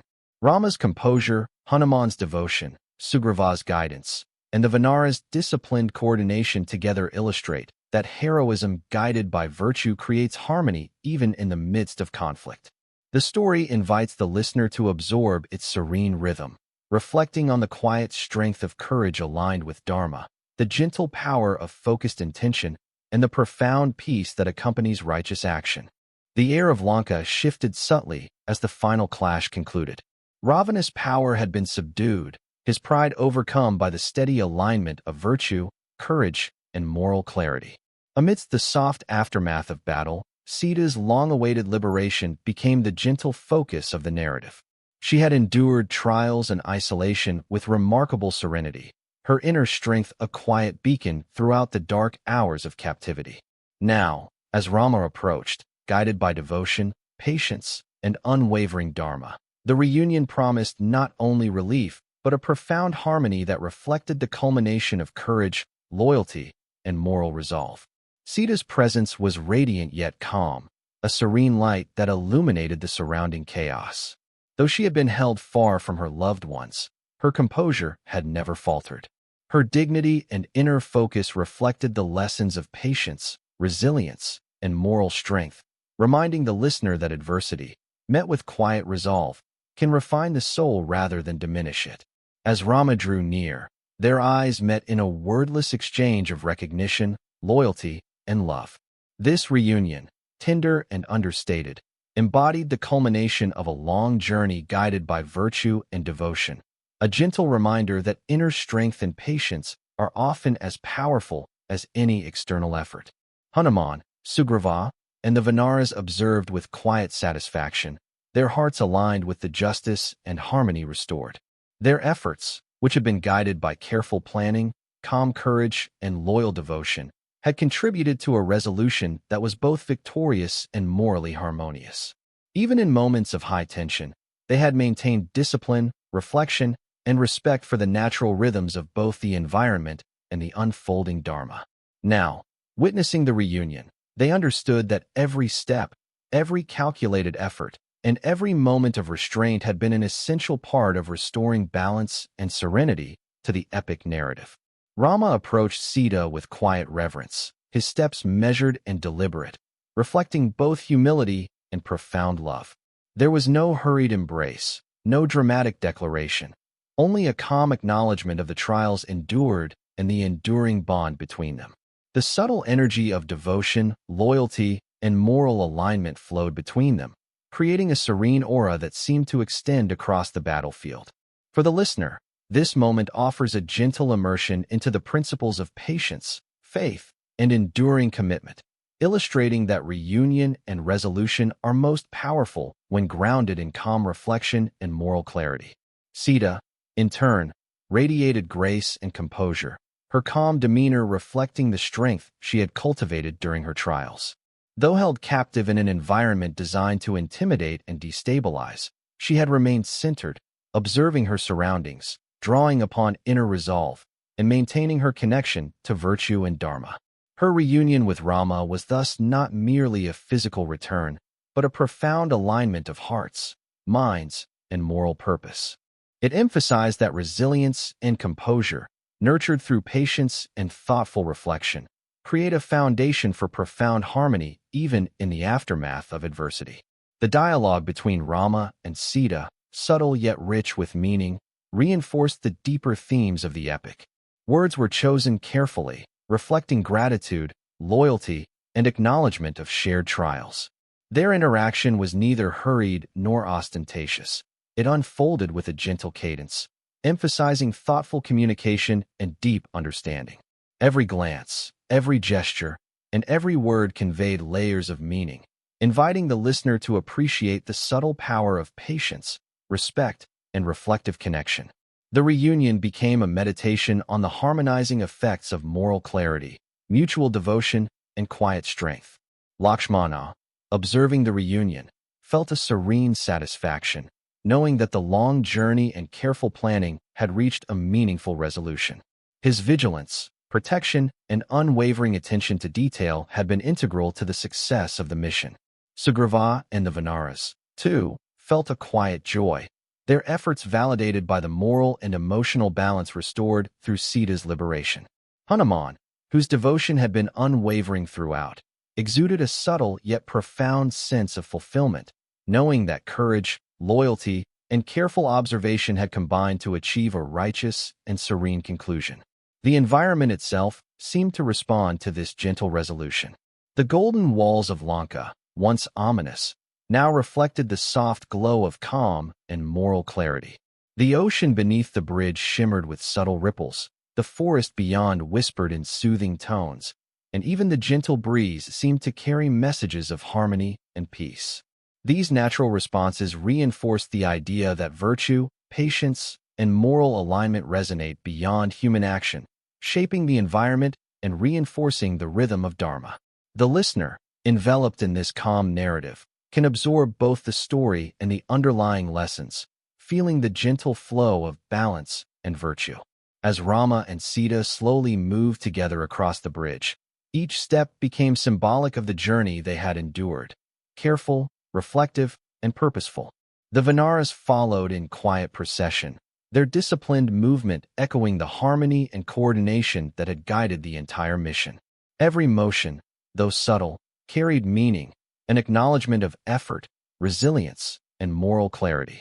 The act of moving together, united in purpose and reflection, became a metaphor for the restoration of balance, demonstrating that even the most challenging journeys can culminate in serene resolution when guided by virtue, patience, and loyalty. Hanuman's eyes, ever watchful, reflected pride and gentle satisfaction.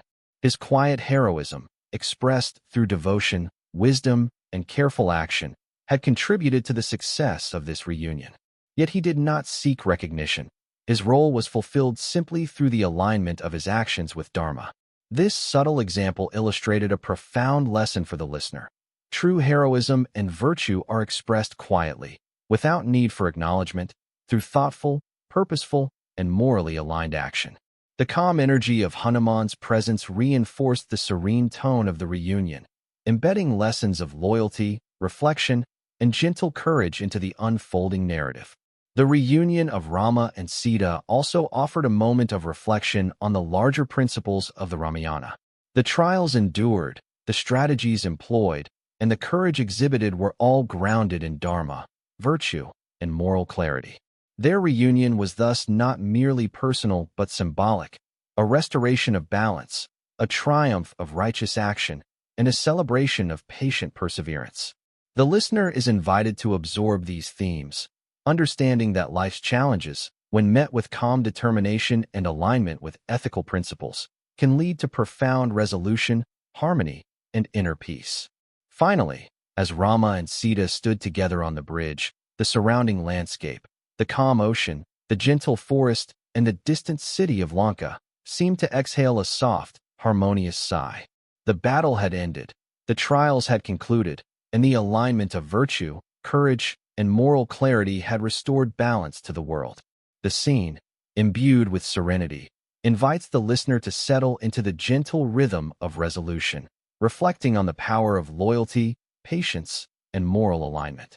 The story softly conveys that even in the aftermath of conflict and adversity, calm reflection, virtue-guided action, and enduring devotion create enduring harmony and profound inner peace. With Sita safely reunited with Rama, the next chapter of the epic gently unfolded, the return journey to Ayodhya. The bridge to Lanka had fulfilled its purpose, the ocean now reflecting the soft light of a tranquil morning, and the Vanaras, Sugriva, and Hanuman prepared for the journey back home. Though the trials had been immense, the atmosphere was calm, reflective, and suffused with a sense of quiet accomplishment. Every step of the return journey offered time for reflection, appreciation, and the gentle restoration of energy, reminding both travelers and listeners that even after great challenges, moments of serene transition are essential for balance and clarity. Rama, Sita, and Lakshmana led the procession with a composed rhythm, each movement deliberate and steady.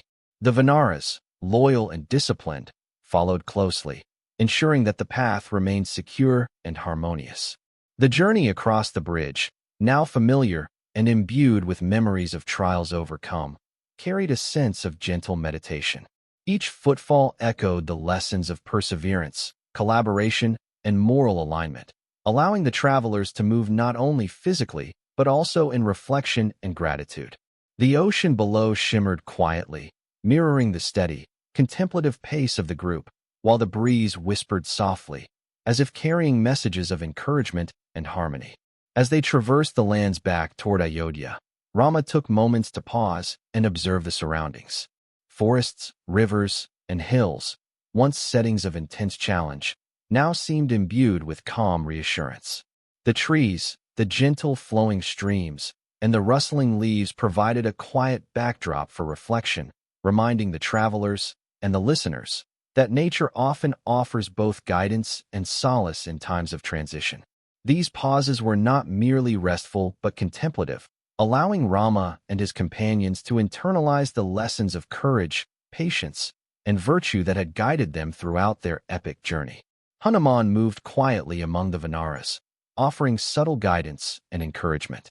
His devotion, expressed not through urgency or display, but through calm vigilance and attentive care, exemplified the principle that leadership rooted in virtue inspires both action and reflection. The Vanaras mirrored his gentle energy, moving with disciplined coordination and purposeful steps. Even in the absence of immediate danger, the journey became a practice in mindfulness, emphasizing that true strength is expressed not only in action during trials, but also in calm composure during transitions. Sugriva, ever mindful of the well-being of his troops, encouraged small pauses, ensuring that each Vanara had time to rest, hydrate, and reflect on the journey they had undertaken. The emphasis was not on haste or competition, but on harmonious progression, mutual care, and steady attention to the principles that had guided them successfully thus far. This thoughtful approach reinforced the calm cadence of the return, transforming it into a meditative passage rather than a rushed march. For the listener, these moments offer a gentle rhythm of patience, cooperation, and reflective appreciation. Along the path, reminders of the journey's challenges lingered subtly in the environment. Stones that had been placed with care during the bridge's construction reflected the collaboration and moral alignment of all involved. The forests, previously sites of stealthy observation and strategic movement, now seemed welcoming, their soft foliage and gentle currents of wind a quiet companion for reflection. Each element of the landscape served as both witness and teacher, illustrating that experiences, both joyful and difficult, leave enduring lessons that shape the mind, heart, and spirit. The Vanaras, having displayed courage and loyalty throughout the trials, now experienced moments of serene pride. Their extraordinary abilities, combined with careful observation and reflective action, had contributed to the successful rescue of Sita. Yet they moved with humility and composure, understanding that true accomplishment is measured not only in visible results, but in alignment with Dharma and the harmonious flow of collective effort. Hanuman's quiet devotion provided a living example of this principle, reinforcing the notion that heroism expressed with virtue resonates far beyond the immediate moment. Rama and Sita walked side by side, their steps synchronized yet unhurried. Sita's calm presence, shaped by patience and inner strength during captivity, radiated serenity across the journey. Rama's reflections on the journey and its lessons were shared in soft conversation, acknowledging the loyalty of allies, the subtle guidance of nature, and the moral clarity that had guided each decision. These moments, though understated, carried profound meaning, emphasizing that reunion and return are as much about reflection and growth as they are about reaching a physical destination. Lakshmana, maintaining a protective but gentle presence, ensured that the journey remained secure. His vigilance was quiet, almost imperceptible, allowing the travelers to move without distraction while simultaneously ensuring readiness for any subtle challenges that might arise. This balance of attention and restraint created a sense of calm security, reinforcing the overall tone of serene progression. The listener is invited to absorb this steady rhythm, feeling both the quiet excitement of accomplishment and the soft comfort of deliberate, careful movement. As the travelers approached the outskirts of Ayodhya, the city gradually came into view. Familiar sights, temples, rivers, and the gentle sprawl of homes evoked a sense of anticipation and calm joy. Yet the return was not marked by haste or celebration alone. It unfolded with reflective appreciation for the journey, the lessons learned, and the moral clarity restored through perseverance. The bridge had connected lands, the battle had tested resolve, and the journey back connected hearts, minds, and spirits to the familiar yet transformed landscape of home. Upon nearing the city gates, the residents of Ayodhya began to gather quietly, their presence a gentle acknowledgement of both respect and anticipation. Rama, Sita, and Lakshmana entered not with loud fanfare, but with calm dignity, reflecting the composure and moral grounding that had guided every step of the journey. The Vanaras, though exhausted, moved in organized harmony, their disciplined coordination offering a visual testament to loyalty, effort, and reflective courage. The city itself seemed to respond subtly, the soft rustling of trees and the distant murmur of the river harmonizing with the serene rhythm of the returning heroes. The reunion with the people of Ayodhya was gentle yet profound. Greetings were offered with respect and acknowledgement, emphasizing gratitude and shared joy rather than ostentation or dramatics. Rama and Sita's presence radiated calm authority, moral integrity, and quiet inspiration, reflecting the lessons of patience, courage, and reflective action that had guided the epic journey. For the listener, this moment reinforces the idea that the return home, like the journey outward, is a time for reflection, appreciation, and gentle celebration of enduring principles. In the final steps of the journey, Rama, Sita, Lakshmana, Hanuman, Sugriva, and the Vanaras paused to observe the city, reflecting on the trials overcome, the lessons learned, and the subtle harmony restored.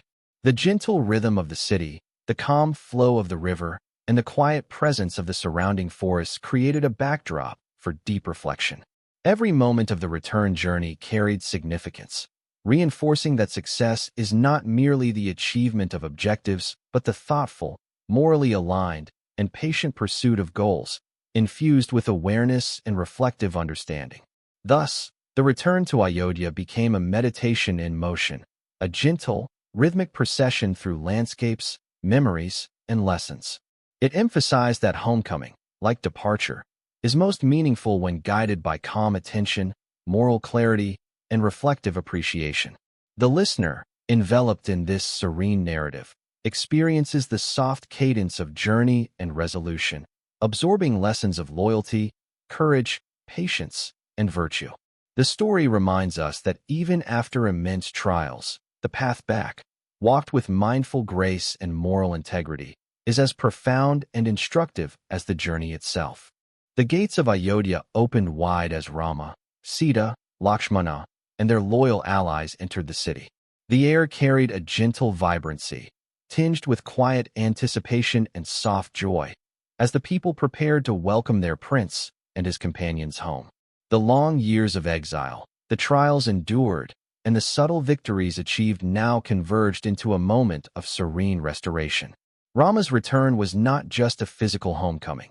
It was the re-establishment of Dharma, the reaffirmation of moral order, and a testament to patience, virtue, and steadfast courage. As the city streets filled with people, the atmosphere remained calm and reflective. There was no frantic celebration or overwhelming noise, only a collective, respectful recognition of the journey's significance. Families, elders, and children alike observed quietly, their faces reflecting relief, admiration, and gentle excitement. This subdued anticipation underscored the values that had guided Rama throughout his life: humility, moral integrity, and thoughtful leadership. For the listener, the scene offers a gentle immersion into the power of quiet honor, community harmony, and the peaceful restoration of order. Rama moved with composed dignity through the welcoming crowd, Sita beside him radiating calm strength and serenity. Their steps, deliberate yet unhurried, mirrored the careful rhythm of their journey and the reflective lessons learned along the way. Every gesture carried meaning, acknowledging allies, offering gratitude to citizens, and honoring the loyalty and service of those who had supported them. The Vanaras and Sugriva, still present as loyal companions, maintained an orderly presence, symbolizing both protection and steadfast cooperation. Hanuman, ever devoted, walked slightly behind, observing the subtle interplay of respect, admiration, and quiet celebration.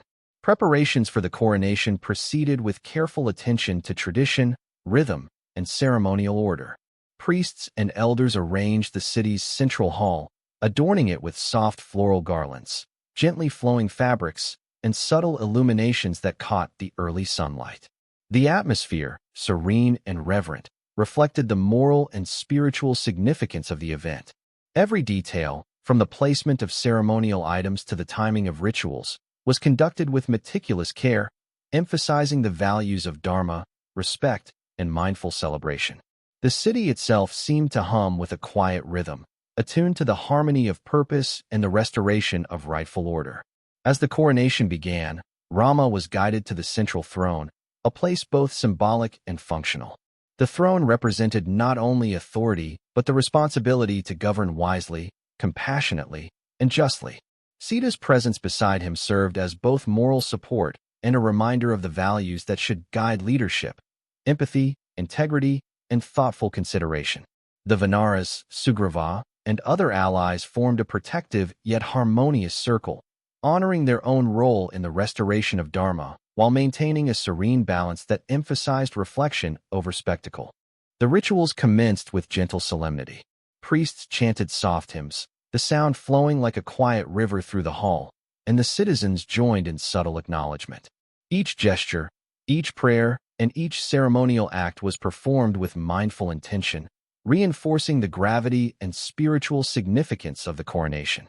The narrative, gentle and reflective, emphasizes that leadership and authority are most effective when rooted in moral clarity, patience, and service, rather than ego or ambition. The listener is invited to absorb this calm rhythm, allowing the story to lull with subtle lessons in virtue and responsibility. Rama's coronation also marked a reunion with the broader community of Ayodhya. Elders, advisors, and citizens quietly paid homage, offering blessings and respectful acknowledgement. Their calm presence created a collective atmosphere of unity, reverence, and gentle pride. The city's rhythm, once disrupted by Rama's exile and the challenges of distant lands, now resumed with a harmonious cadence, reflecting the restored order of Dharma. Even the natural surroundings, the soft rustle of trees, the gentle flow of rivers, and the distant hills, seem to mirror the serene alignment of the city's energies with the moral restoration embodied by Rama's return. Sita's role during the coronation was quietly profound. Her calm composure and reflective presence reinforced the ethical and moral grounding of the ceremony. Though not a participant in the physical administration of the throne, her guidance and serene influence shaped the subtle energy of the coronation. Her presence reminded all witnesses, both within the narrative and for the listener, that moral clarity, patience, and inner strength are essential companions to leadership, ensuring that authority is exercised with wisdom, empathy, and alignment with Dharma. Lakshmana's vigilance remained present, yet unobtrusive. He ensured that the ceremony proceeded smoothly, balancing protective attentiveness with respect for the solemnity of the event. Sugriva and the Vanaras, disciplined and reflective, added a quiet strength to the atmosphere, demonstrating the enduring impact of loyalty, cooperation, and mindful dedication. Hanuman, though not the focus, radiated subtle energy of devotion, reinforcing the themes of service, courage, and faithful guidance. The interplay of these characters within the ceremony underscored the story's larger moral lessons, that success, leadership, and resolution are achieved not through singular effort, but through harmonious alignment of values, allies, and reflective action. The coronation culminated in the anointing of Rama as king. The ritual, solemn and deliberate, marked the formal restoration of Dharma to Ayodhya. Rama, calm and composed, received the ceremonial symbols of kingship, each representing authority, responsibility, and moral accountability. Sita, beside him, radiated support and alignment, highlighting that true leadership is intertwined with partnership, moral guidance, and empathetic understanding. The people of Ayodhya, witnessing this serene culmination, were enveloped in a sense of relief, harmony, and gentle pride, appreciating not only the return of their rightful king, but also the restoration of ethical and social order. The story's narrative gently shifted to highlight the moral and philosophical significance of this coronation. Rama's journey, from exile to battle, from adversity to reunion, culminated in a demonstration of how patience, courage, loyalty, and Dharma converge to restore balance. The listener is invited to absorb this reflective rhythm, noticing the soft cadence of ethical action, calm leadership, and thoughtful decision-making. The coronation, thus, serves as both a narrative climax and a meditation on virtue, responsibility, and the gentle triumph of moral clarity over chaos and adversity. Finally, as Rama and Sita sat upon the throne, the city of Ayodhya exhaled a collective, gentle sigh. The rhythms of life, soft conversation, rustling leaves, flowing rivers, and distant hills, harmonized with the serene energy of the coronation. The Vanaras, Sugriva, and Hanuman, having completed their mission with courage, reflection, and loyalty, observed quietly, their presence a testament to disciplined cooperation and mindful devotion. The narrative, calm and immersive, concludes this chapter with a sense of completion, restoration, and moral alignment, offering the listener both restful immersion and reflective meditation on courage, virtue, and serene leadership. With Rama's coronation complete and Sita by his side, Ayodhya entered a period of gentle restoration, peace, and prosperity. The city, once tense with anticipation and uncertainty during Rama's exile, now flourished under the steady rhythm of Dharma-guided leadership. Streets that had been quiet or wary during the years of separation now hummed softly with life, not chaotic or hurried, but calm and purposeful. Markets resumed with gentle activity, rivers flowed unobstructed and clear, and forests and gardens surrounding the city seemed to breathe in harmony with the rhythm of the inhabitants. The people moved with reflective satisfaction, their hearts and minds aligned with the renewed sense of balance and ethical order restored by Rama's return. Rama's leadership, steady and patient, set the tone for this serene prosperity. He walked among the citizens with humility and attentiveness, listening to their concerns, offering guidance, and ensuring that justice and fairness were extended to all. His rule was not dictated by power alone, but by a reflective understanding of Dharma, moral clarity, and compassionate action. Sita, equally calm and composed, served as a subtle yet profound influence, her presence radiating wisdom, empathy, and ethical grounding. Together, they modeled a balance of strength and gentleness, inspiring citizens to embody similar virtues in their own lives, fostering a citywide atmosphere of moral alignment and inner calm. The Vanaras, having played a crucial role in restoring Dharma through the rescue of Sita and the defeat of Ravana, continued to serve quietly yet effectively. Their presence in the city was marked by disciplined contribution, subtle guidance, and gentle vigilance rather than overt display of strength. Hanuman, ever devoted and mindful, moved gracefully among the citizens, offering reassurance and support when needed. The Vanara's calm and steady energy reinforced the stability of the city, emphasizing that true loyalty and service are expressed through reflection, humility, and attentive care rather than recognition or spectacle. Sugriva, too, played a quiet role in maintaining harmony.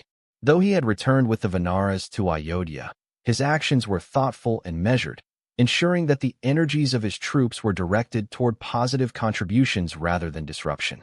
Together with Hanuman and the Vanaras, he supported the restoration of moral and social balance, creating a sense of collective harmony and shared responsibility. The listener can perceive in this narrative the subtle yet profound impact of disciplined, thoughtful cooperation, illustrating that prosperity and peace are sustained not only by leadership, but by aligned and virtuous community effort.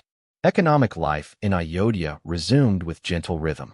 Markets opened with orderly arrangement, merchants moved with calm purpose, and citizens engaged in trade and craft with a mindful awareness of fairness and ethical practice.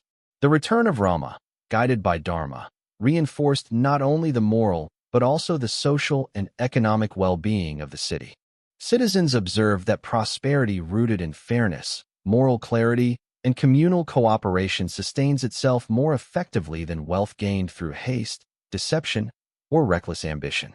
These subtle lessons, woven into the fabric of daily life, offered both practical guidance and reflective meditation for the listener, creating a sense of quiet continuity and reassurance.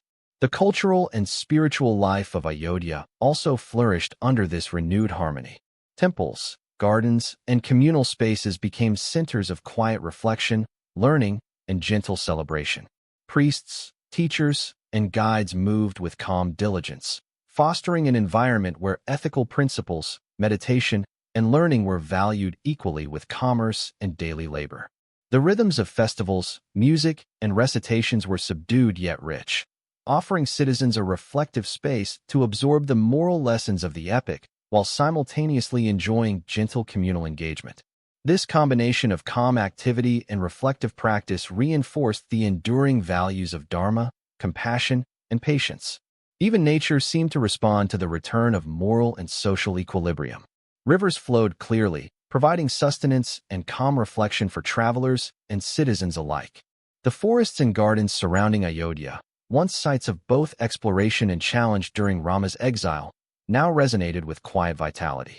Birds sang in rhythmic patterns, gentle winds carried soft fragrances, and the sun cast warm, steady light across the city. These natural harmonies mirrored the moral and social alignment restored through Rama's leadership, Sita's calm influence, and the collective efforts of allies and citizens alike. For the listener, the narrative offers immersive tranquility, reinforcing a sense of universal order and gentle rhythm. Education and learning flourished alongside peace. Scholars, storytellers, and teachers shared the lessons of the Ramayana, ensuring that the values of patience, moral clarity, courage, and reflective action were passed on to new generations. Children learned not only the history and tales of heroes, but also the subtle wisdom of aligning action with virtue and intention. Their activities were playful yet mindful, echoing the gentle rhythms of life in a city that valued both learning and leisure. These lessons, embedded within everyday experiences, reinforced that prosperity and social harmony arise from thoughtful reflection and moral alignment as much as from material abundance. Rama and Sita, throughout this period, engaged with their people quietly and attentively. They listened to grievances with calm understanding, mediated disputes with gentle authority, and encouraged cooperation through subtle inspiration rather than coercion. Their leadership emphasized reflective decision-making, empathy, and moral accountability, creating a model for the citizens to emulate. The resulting atmosphere was one of trust, inner calm, and constructive engagement, illustrating to the listener that peace and prosperity are not only external conditions, but reflections of collective ethical consciousness and thoughtful action. Festivals and communal gatherings, while joyful, maintain the gentle tone of reflection and serenity. Music, storytelling, and dance unfolded with measured pacing, creating an immersive rhythm that soothed the spirit and nurtured moral contemplation. Citizens participated actively but calmly, learning to integrate moments of delight with quiet mindfulness. This gentle interplay of celebration and reflection ensured that the restored prosperity of Ayodhya was not superficial but deeply rooted in the moral and ethical principles that guided Rama's rule. The Vanara's continued presence served as a subtle reminder that courage, loyalty, and disciplined service underpin lasting peace. Even in moments of leisure, they remained vigilant yet unobtrusive, embodying principles of reflection, dedication, and humility. Hanuman's quiet guidance, Sugriva's measured oversight, and the disciplined behavior of all allies reinforced that true harmony is sustained through thoughtful action, steady attention, and ongoing moral alignment. For the listener, this narrative rhythm provides reassurance that calm vigilance and ethical devotion preserve both peace and prosperity. In the surrounding forests, rivers, and gardens, subtle lessons of observation and mindfulness continued. The natural world, harmonized with the city's moral and social rhythms, offered a gentle mirror for citizens and travelers alike.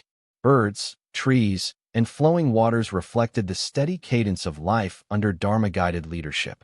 Observing and absorbing these subtle patterns, both characters and listeners are invited to feel the immersive tranquility of a society where virtue, patience, and reflective action create enduring balance and prosperity.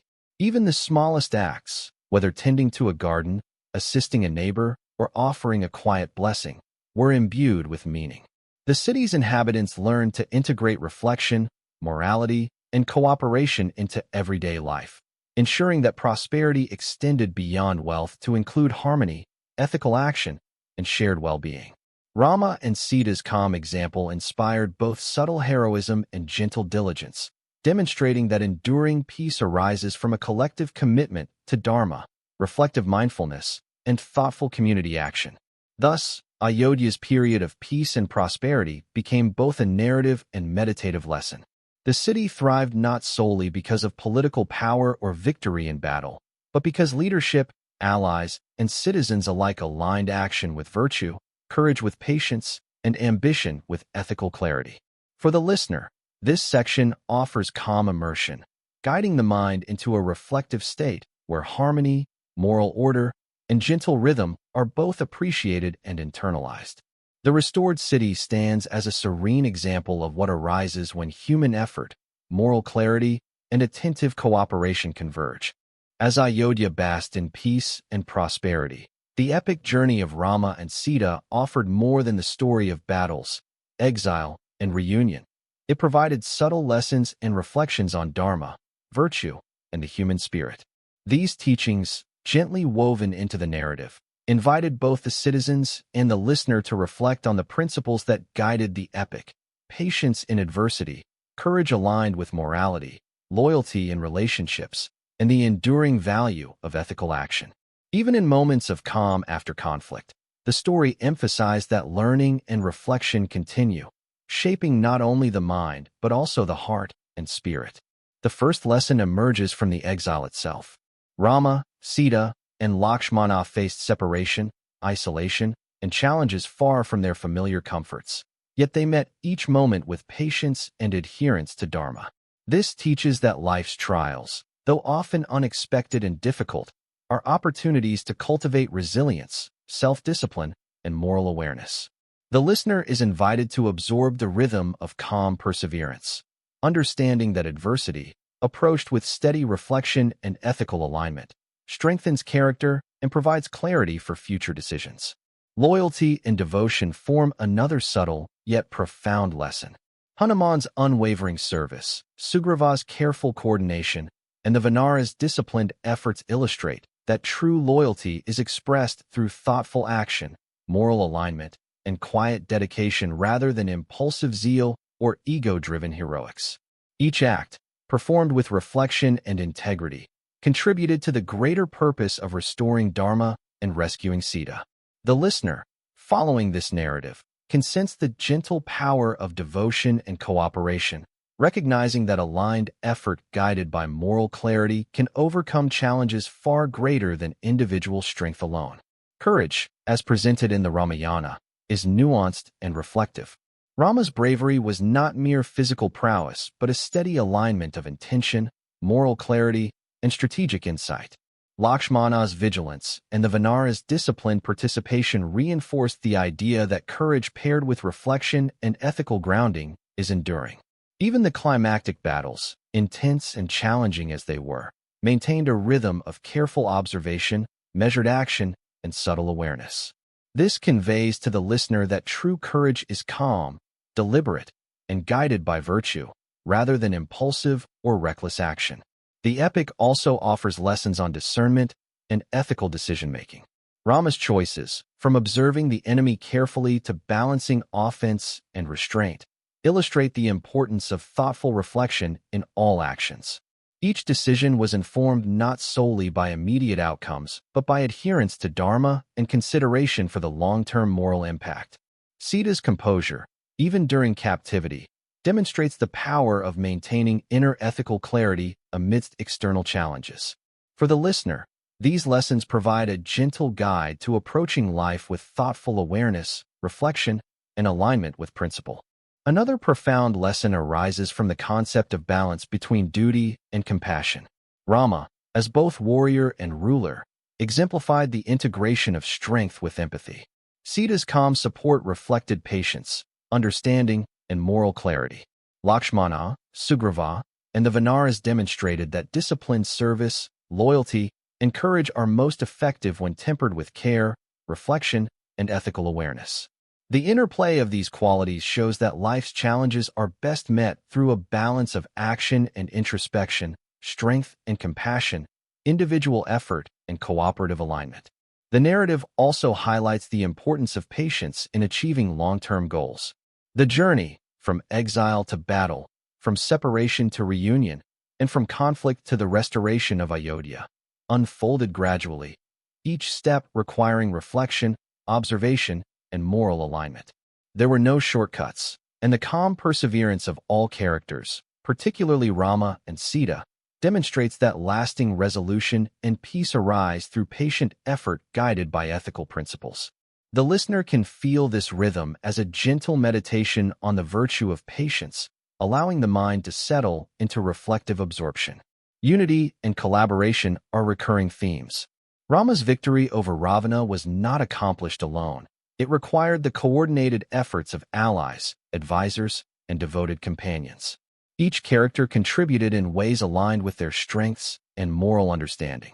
The lessons here emphasize that true success in life is rarely a solitary achievement.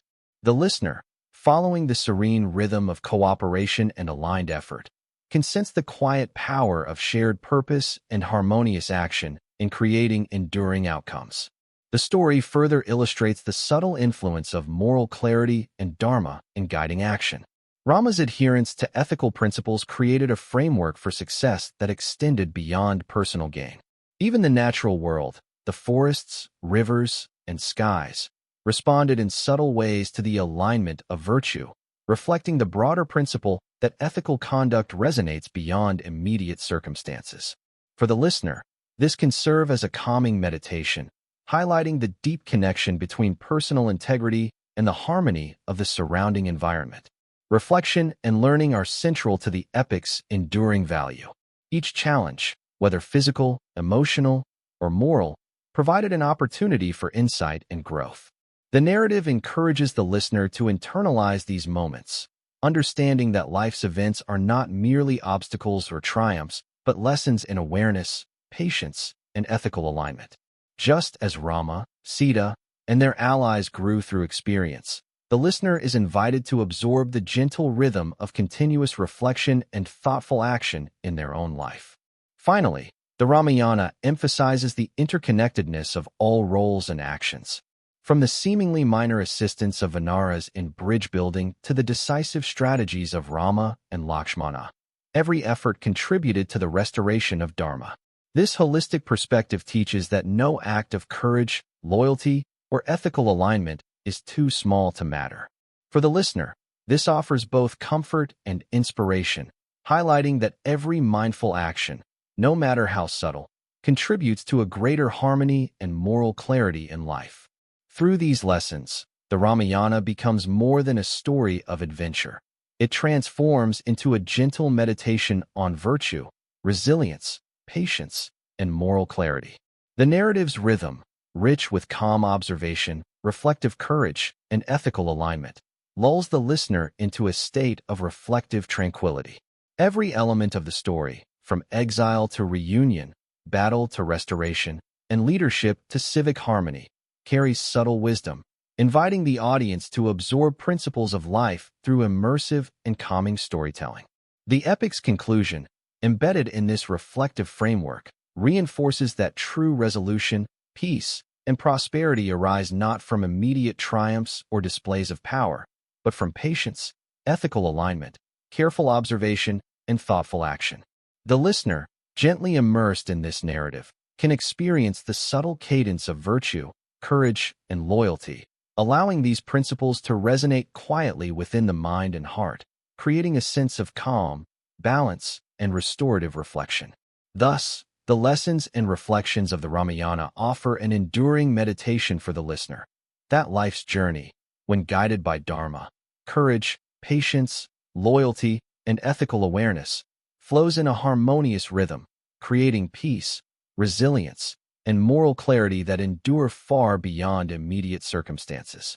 In this calm immersion, both the story and its wisdom unfold gently, allowing the mind to rest in reflective observation, absorbing the subtle guidance embedded in every turn of the epic. As the story of Rama, Sita, and their devoted companions gently comes to its close, the listener is invited to settle into a space of quiet reflection, allowing the lessons, rhythms, and imagery of the Ramayana to wash over the mind like a calm, flowing river. The battles, journeys, and reunions of the epic have unfolded not just as events in time, but as meditative illustrations of virtue, courage, patience, and loyalty. Now, in this final chapter, the focus shifts inward, offering a moment of serene contemplation and gentle meditation, a lullaby of ethical wisdom, reflection, and calm for both the story and the listener.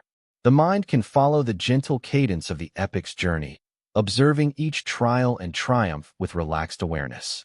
The exile through forests, the careful navigation of challenges, and the eventual restoration of Ayodhya form a rhythm that mirrors life itself. Moments of uncertainty and hardship, intertwined with steadfast effort, moral clarity, and the quiet support of allies and loved ones. Reflecting on these cycles, the listener can sense the subtle power of patience, courage, and ethical alignment, understanding that life's journeys, like the story, unfold best when approached with calm awareness and thoughtful action.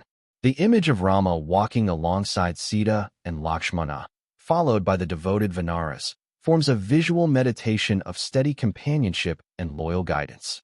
Each step they take is deliberate, filled with moral purpose and reflective thought. This rhythm of mindful movement can be mirrored in the listener's own breath and body, fostering a gentle connection to the principles of steady progress, ethical focus, and coordinated effort. Even in the midst of challenges, the calmness with which they move demonstrates that inner equilibrium and reflective intention are the truest forms of strength. The reunion of Rama and Sita, one of the most tender and serene moments of the epic, offers a meditation on the enduring power of patience, loyalty, and moral alignment. Sita's composed resilience during her trials, combined with Rama's reflective courage and unwavering adherence to Dharma, illustrates that love, virtue, and ethical clarity can guide even the most challenging paths. The listener can envision the quiet joy, the calm acknowledgement of shared endurance, and the gentle radiance of reunion, allowing this imagery to cultivate a soothing sense of comfort, trust, and emotional harmony within themselves. Hanuman, Sugriva, and the Vanaras exemplify devotion expressed through quiet, disciplined action.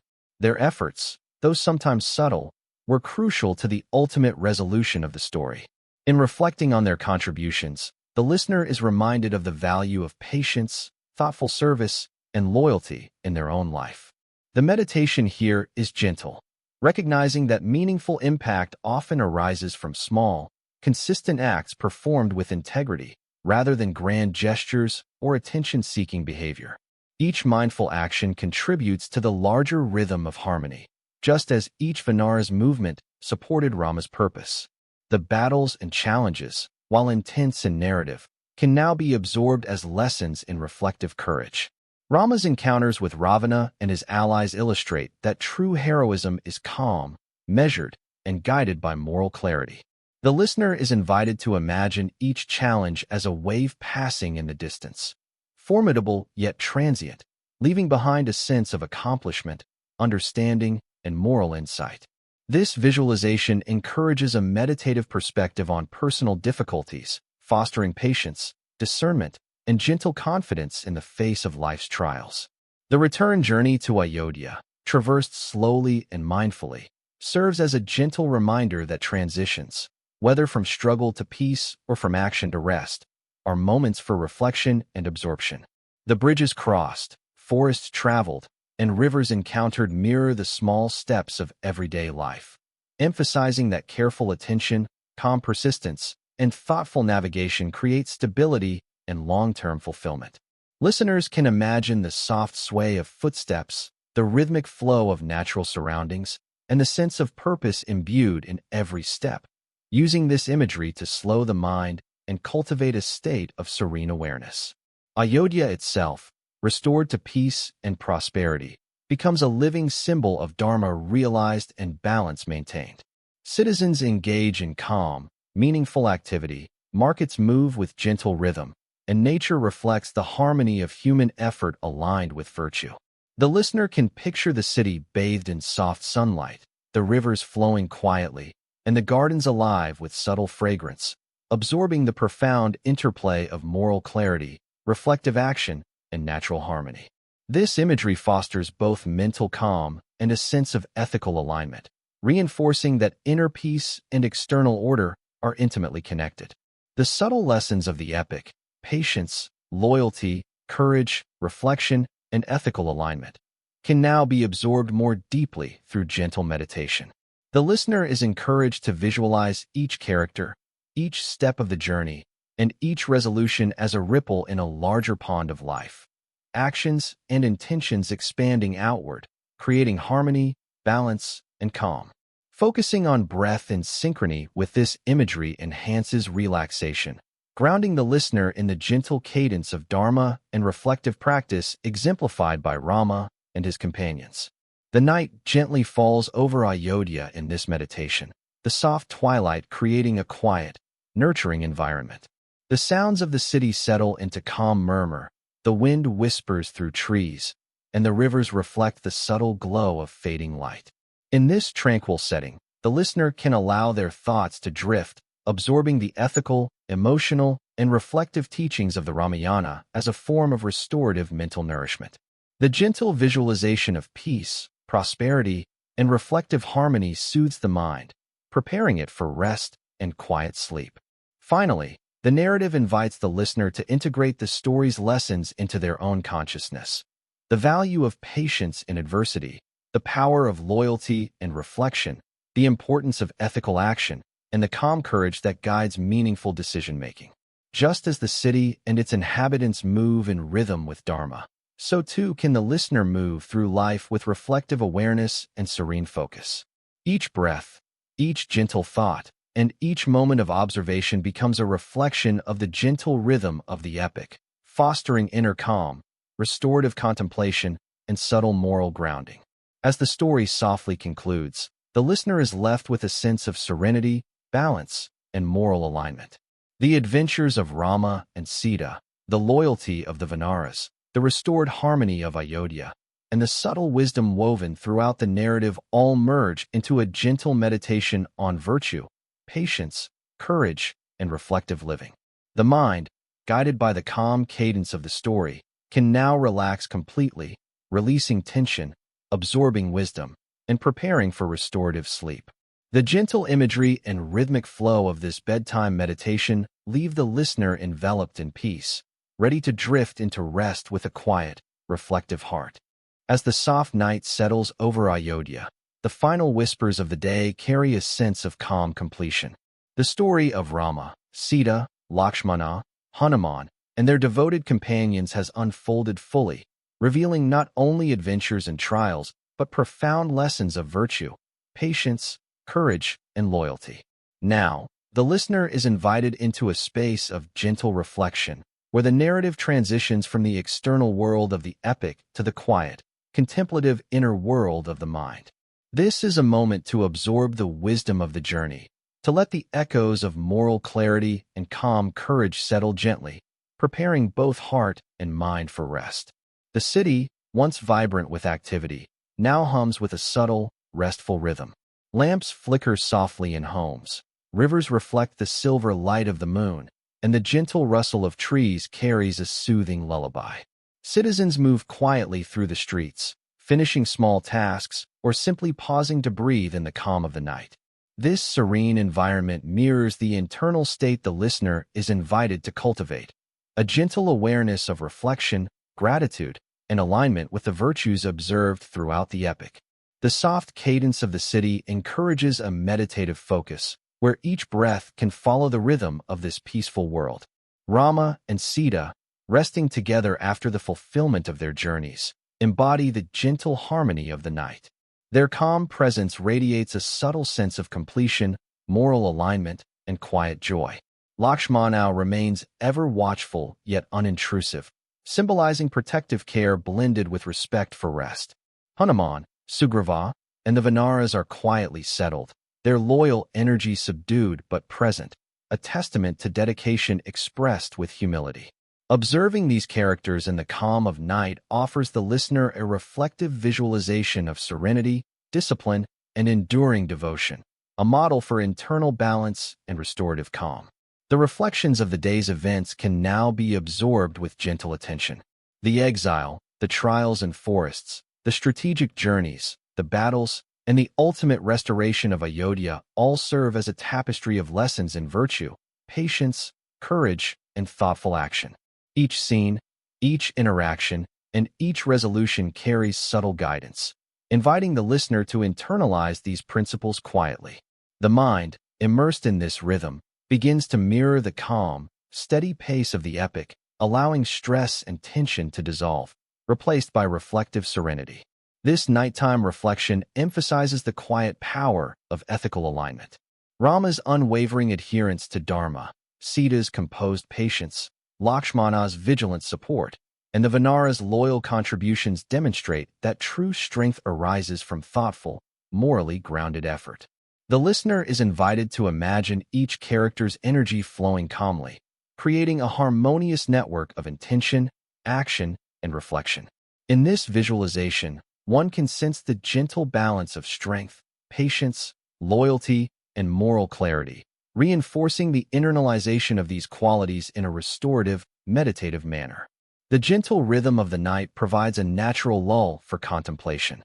Rivers ripple softly, leaves sway with a tender breeze, and the faint fragrance of nighttime blossoms carries subtle comfort.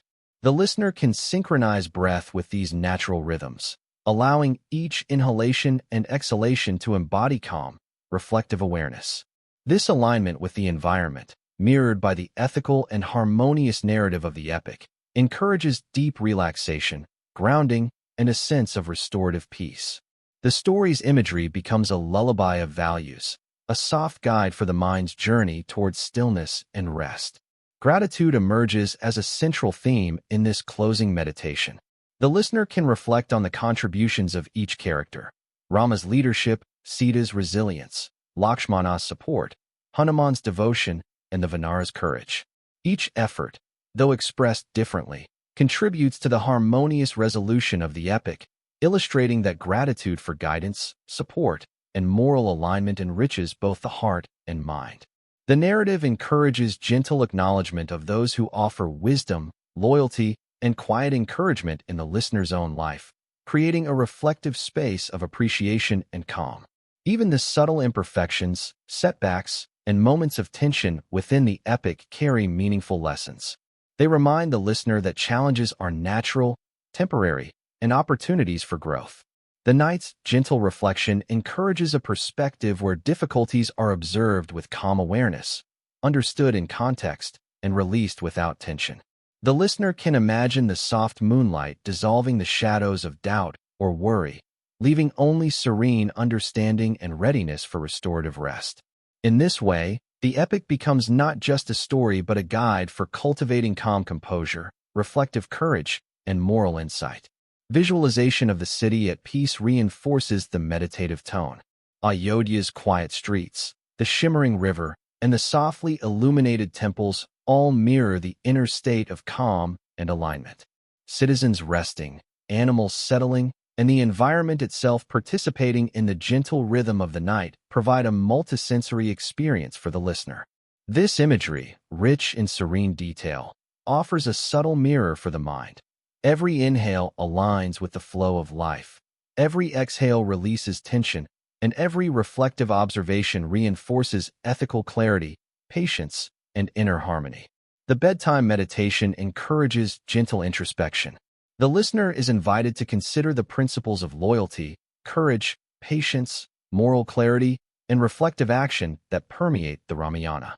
Each principle can be envisioned as a soft light, illuminating the inner landscape, guiding thoughts, emotions, and intentions toward calm equilibrium. The process is unhurried and soothing, a quiet alignment of mind, heart, and spirit with the enduring values demonstrated by the characters, preparing the listener for peaceful rest and restorative sleep. Finally, the story closes with a sense of gentle completion. The trials have ended, Dharma is restored, Ayodhya thrives, and the characters are settled in harmony. For the listener, this concluding moment serves as both narrative closure and meditative guidance. The journey of the epic becomes a lullaby of values, where courage, patience, loyalty, reflection, and ethical action coalesce into a soothing cadence for the mind. The night offers calm restoration, a quiet space to integrate lessons, and the serenity necessary to drift into sleep with a reflective, peaceful heart. As the listener exhales one final time, the narrative energy softly dissolves into quiet, leaving behind only the subtle echoes of virtue, calm, and moral alignment. The gentle imagery of Ayodhya at rest, the serene presence of Rama, Sita, Lakshmana, and their allies, and the reflective cadence of the epic encourage the mind to settle completely. The story becomes a soft companion for sleep, providing both immersive relaxation and meditative guidance, ensuring that the listener drifts into night with a sense of harmony, reflection, and restorative peace.